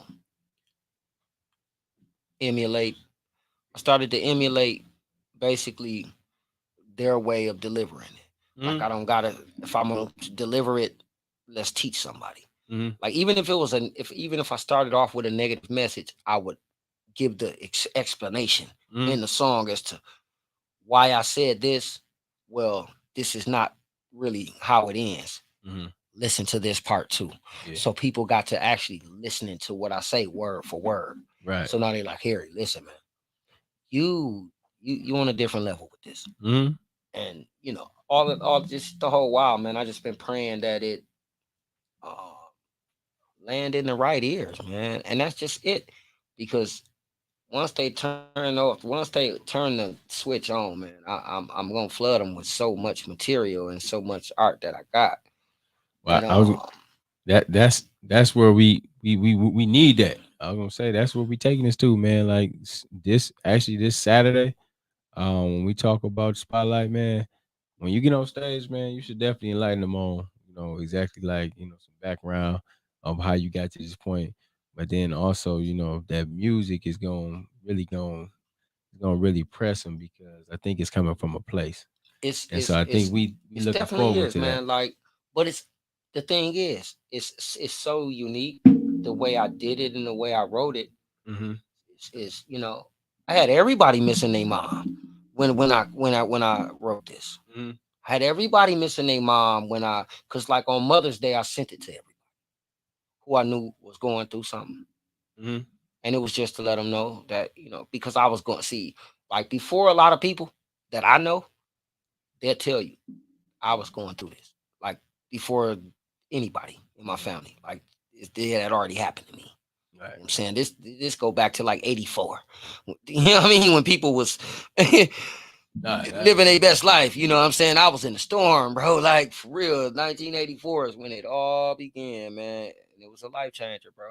But listen, man, you gotta let them know. I was gonna say at the same time, we got, man, brother Harry is so deep, man. The thing is too, man, it's like the art is everything that he's speaking on, right? And so with that being said, man, I wanted to make sure I put this out there because of course 11 to 8:30 is the cutoff. So but Saturday, man, listen, you gotta come up, man, and hear this brother's story, man. Not only, hear the story, man, the brother's an artist. He's a profound artist. Then also he's a businessman, entrepreneur as well. So we want to be able to take this type of pain, like what he's describing right now, but then also, man, talk about the triumph, talking about the comeback, the get back.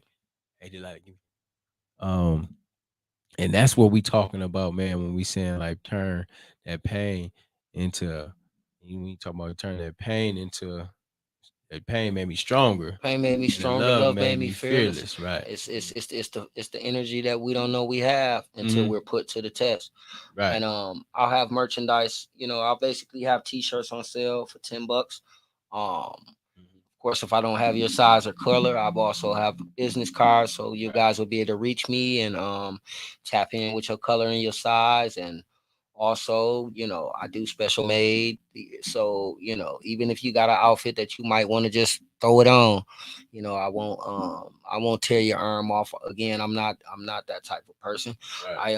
I work with the community. You know what I'm saying? So, and I'm hands on with all my customers because I believe love come first and the compassion just to be great. You know what I'm saying? And I just pray that we can all be that as individuals. But again, man, my story is no different than a lot of stories. Mhm. But I'm just want to be a living testimony to somebody that You no choice and doubt you are. change, man. You can change, man. You I can would say change that. if you put your mind to it. That's it. That That's I what's up. did. That's a given. I think, man. Just even hearing this out, man, it's just like I say, man, it will encourage you, man. Whatever struggle you're going through, man, it encourage you to say, like, man, you got it in you to deal with it. Yeah, Right? We no ain't doubt. got it. We ain't got to code it. We ain't got to make excuses for it, man. It's really about dressing things and getting through. So Everybody got it. everybody got it, man. And so, man, I definitely want to encourage, man. If you haven't heard Harry's story, but if you haven't heard any of his music, if you haven't heard any of his poetry, If you ain't got a t-shirt, man, come on down, man, and support this brother, man, because this is a real brother, man, and change his life around and using his talent for his constructiveness. And we appreciate that, right? When folks could be doing something else, right? They Right. choose to do what's necessary, man. So I'm giving you praise. I'm giving you flowers while you're here, man. I'm just I thankful to appreciate have it, your brother King, here, man, holding because it down, doing what it it could have is. went left field, man. I could I have been a know. convicted felon. I could have All been that, in and out of prison. yeah, You easy. know, I You could could have that been could have been it. dead. I could have been a lot of things, man. But you here with Man, us holding it down. And man, and the brother is gonna be a vendor at the spotlight night. So man, y'all come down, y'all shop with the brother, man. Y'all come shop, y'all hear, hear the word, hear the music.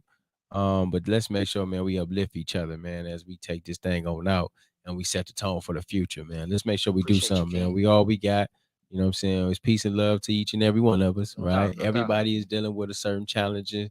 They got Exactly. a personal battle that they fight, and they ain't even gonna tell you what it is.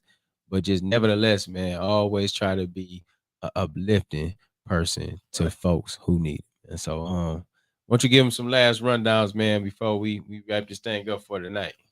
Well, yeah, I got music coming, man. So y'all stay tuned, man. Y'all can hit me up, Harry Bullock Jr. at gmail.com, Mm-hmm. Facebook, Instagram.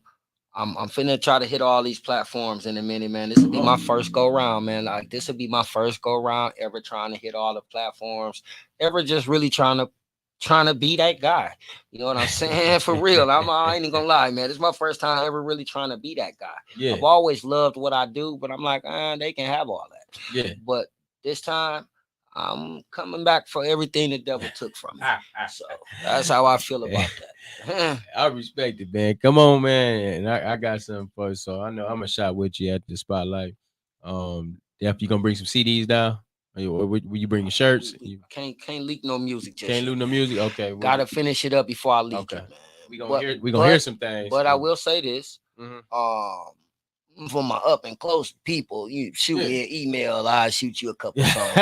For real though, I will do that. Like, because Okay. again, I'm not that type of person. I'm the type of person I would rather you hear me and take me home than me keep taking my own music back home. See what I'm saying? So Nah, I respect because that. yeah. That's just how I am though. What good is my music gonna do me at home? It'll be better in your radio, because if you go somewhere like Oregon, where they going, and play that down there, you might meet We gonna somebody. So I'm gonna we going to Oregon with it on the road to Oregon. We gonna take that music that's down what's that up, way. man. And I'm just And glad, I'm gonna man, have a that my shirt too. music can be played in any setting. Like, Mhm. and that's how I wanted to make my music. My Yeah. music, like, I got grandparents loving my music, and that's big volume. I got grandparents That's big volumes. because they're listening to what I say, and they like. Yeah. Not only is he got a good hook, my man can sing, Yeah. and he write. Oh yeah, I like this song. Play that again. Nah, that speak volume when the I like elders that. is listening to you, man. Nah, but I ain't even gonna hold you. I'm definitely shopping. I'm definitely gonna go ahead and wait till the music is dropped, so that way we can put it out there on the air, on the line. We're gonna play it. We're gonna bring it back in. So it's gonna be many more. I appreciate Right? you. You know what I'm saying? We just grinding. This is the first step of the ladder. So man, I ain't definitely, even gonna man. lie to y'all, man. I'm on real brother time. Ribs are touching. I'm about to go home and eat. Like for real. Man, I'm trying to I tell done you. lost a couple pounds. He Yeah, lost I 5 done pounds. I done talked out whatever I had in me. You crazy. Nah, y'all tune in. Y'all catch Harry Bullock Jr. down over there at the spotlight. That'll be this Saturday at 6 o'clock. We begin start at 6 p.m. Come on down. The brother gonna be down there holding it down. He have a table with some merchandise. Y'all come shop with him because we all we got, man. So, man, we was tuning in to Fli-City Blackout Season 3, Episode 2, featuring Ryan LoRee, featuring Abel Delgado, featuring Harry Bullock Jr. Man, we just had a phenomenal conversation. I think we touched on a number of different issues and topic points too, man. So, man, very, very fulfilling, man. So I appreciate y'all. I got great views from everybody who listened in and who heard you. They coming out to hear you Saturday. So we're gonna be doing this again this Saturday at the Greater Flint Art Council starting at 6 p.m. So y'all come down, check it out, tune in. We're gonna be looking for you. Make sure you shop at the market, the vendor market. Make sure you kick it with the artists in the artist lounge. and make sure you just be present for some realness. So, man, I thank you, man, brother Harry, for coming in, Appreciate doing you, what King. you're doing, Appreciate baby. you, King. And Charlie said very light in conversation. Mama said great job. She gonna definitely shop with you, man. We just doing some great things in our community. Philip said, man, you were very inspiration to just not only yourself but the whole community. So, man, keep, man, being a light. Keep being a I light. just thank God I'm able to tell my story, bro. And sometimes that's it. Like, for real. Sometimes that's all we can ask for, man. It ain't even too much more, man. So, once again, man, y'all tapping in the Fli-City Blackout. Greatly appreciate Harry for coming into the studio, and Ryan and Abel. And we're gonna be tapping right back in with you. And we look forward to seeing you very soon. Blackout.